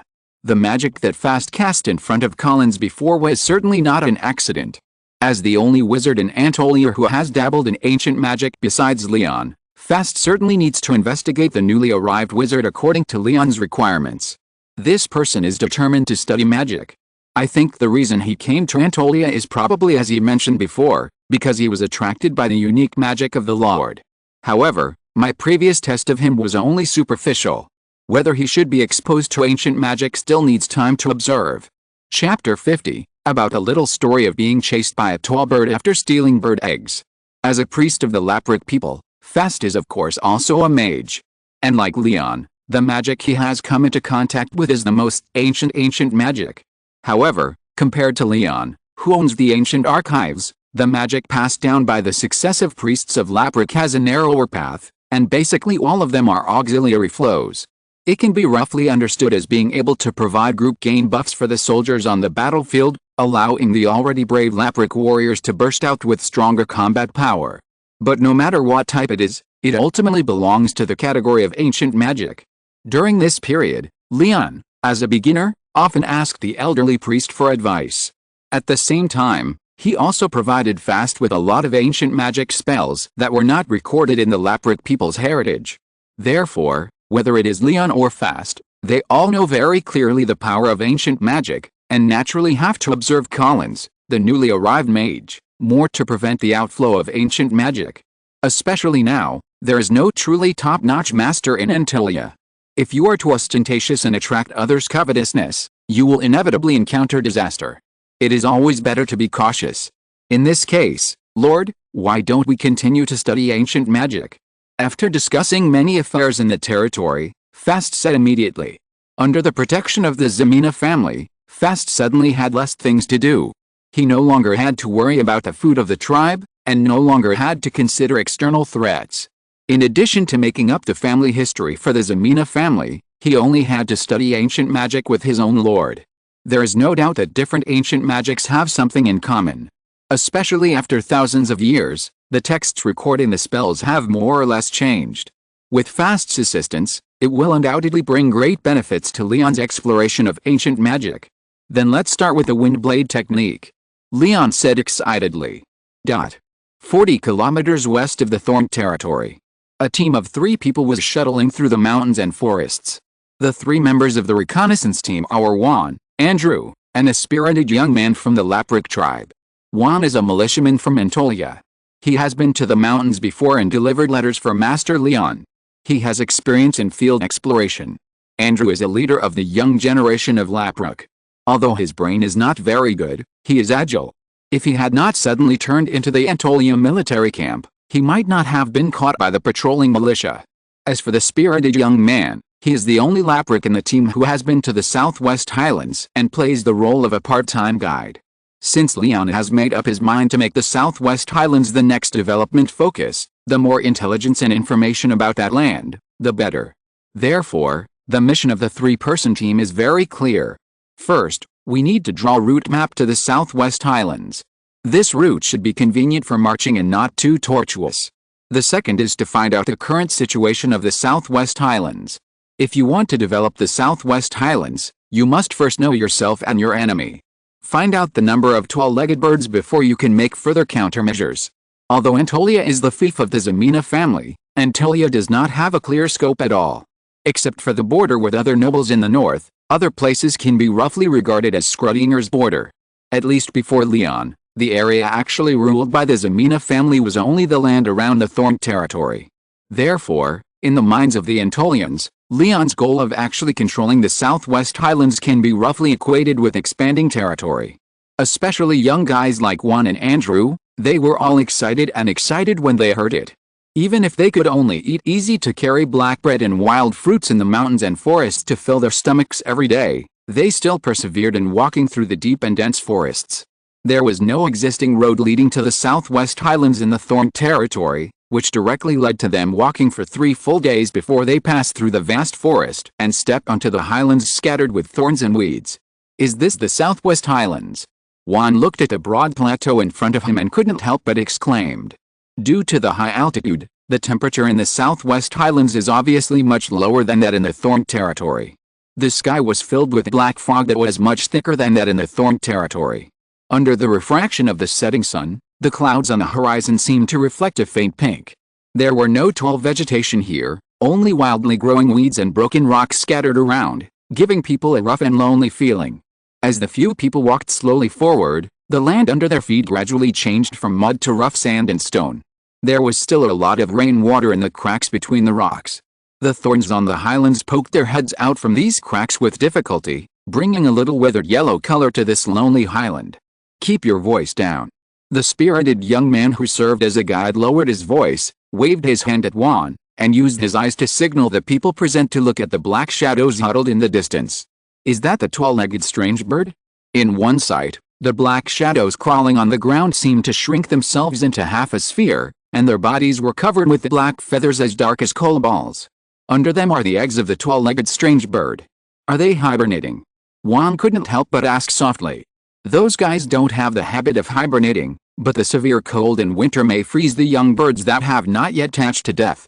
Therefore, except for hunting time, the tall-legged strange birds usually curl up in their nests to provide a suitable temperature for their eggs.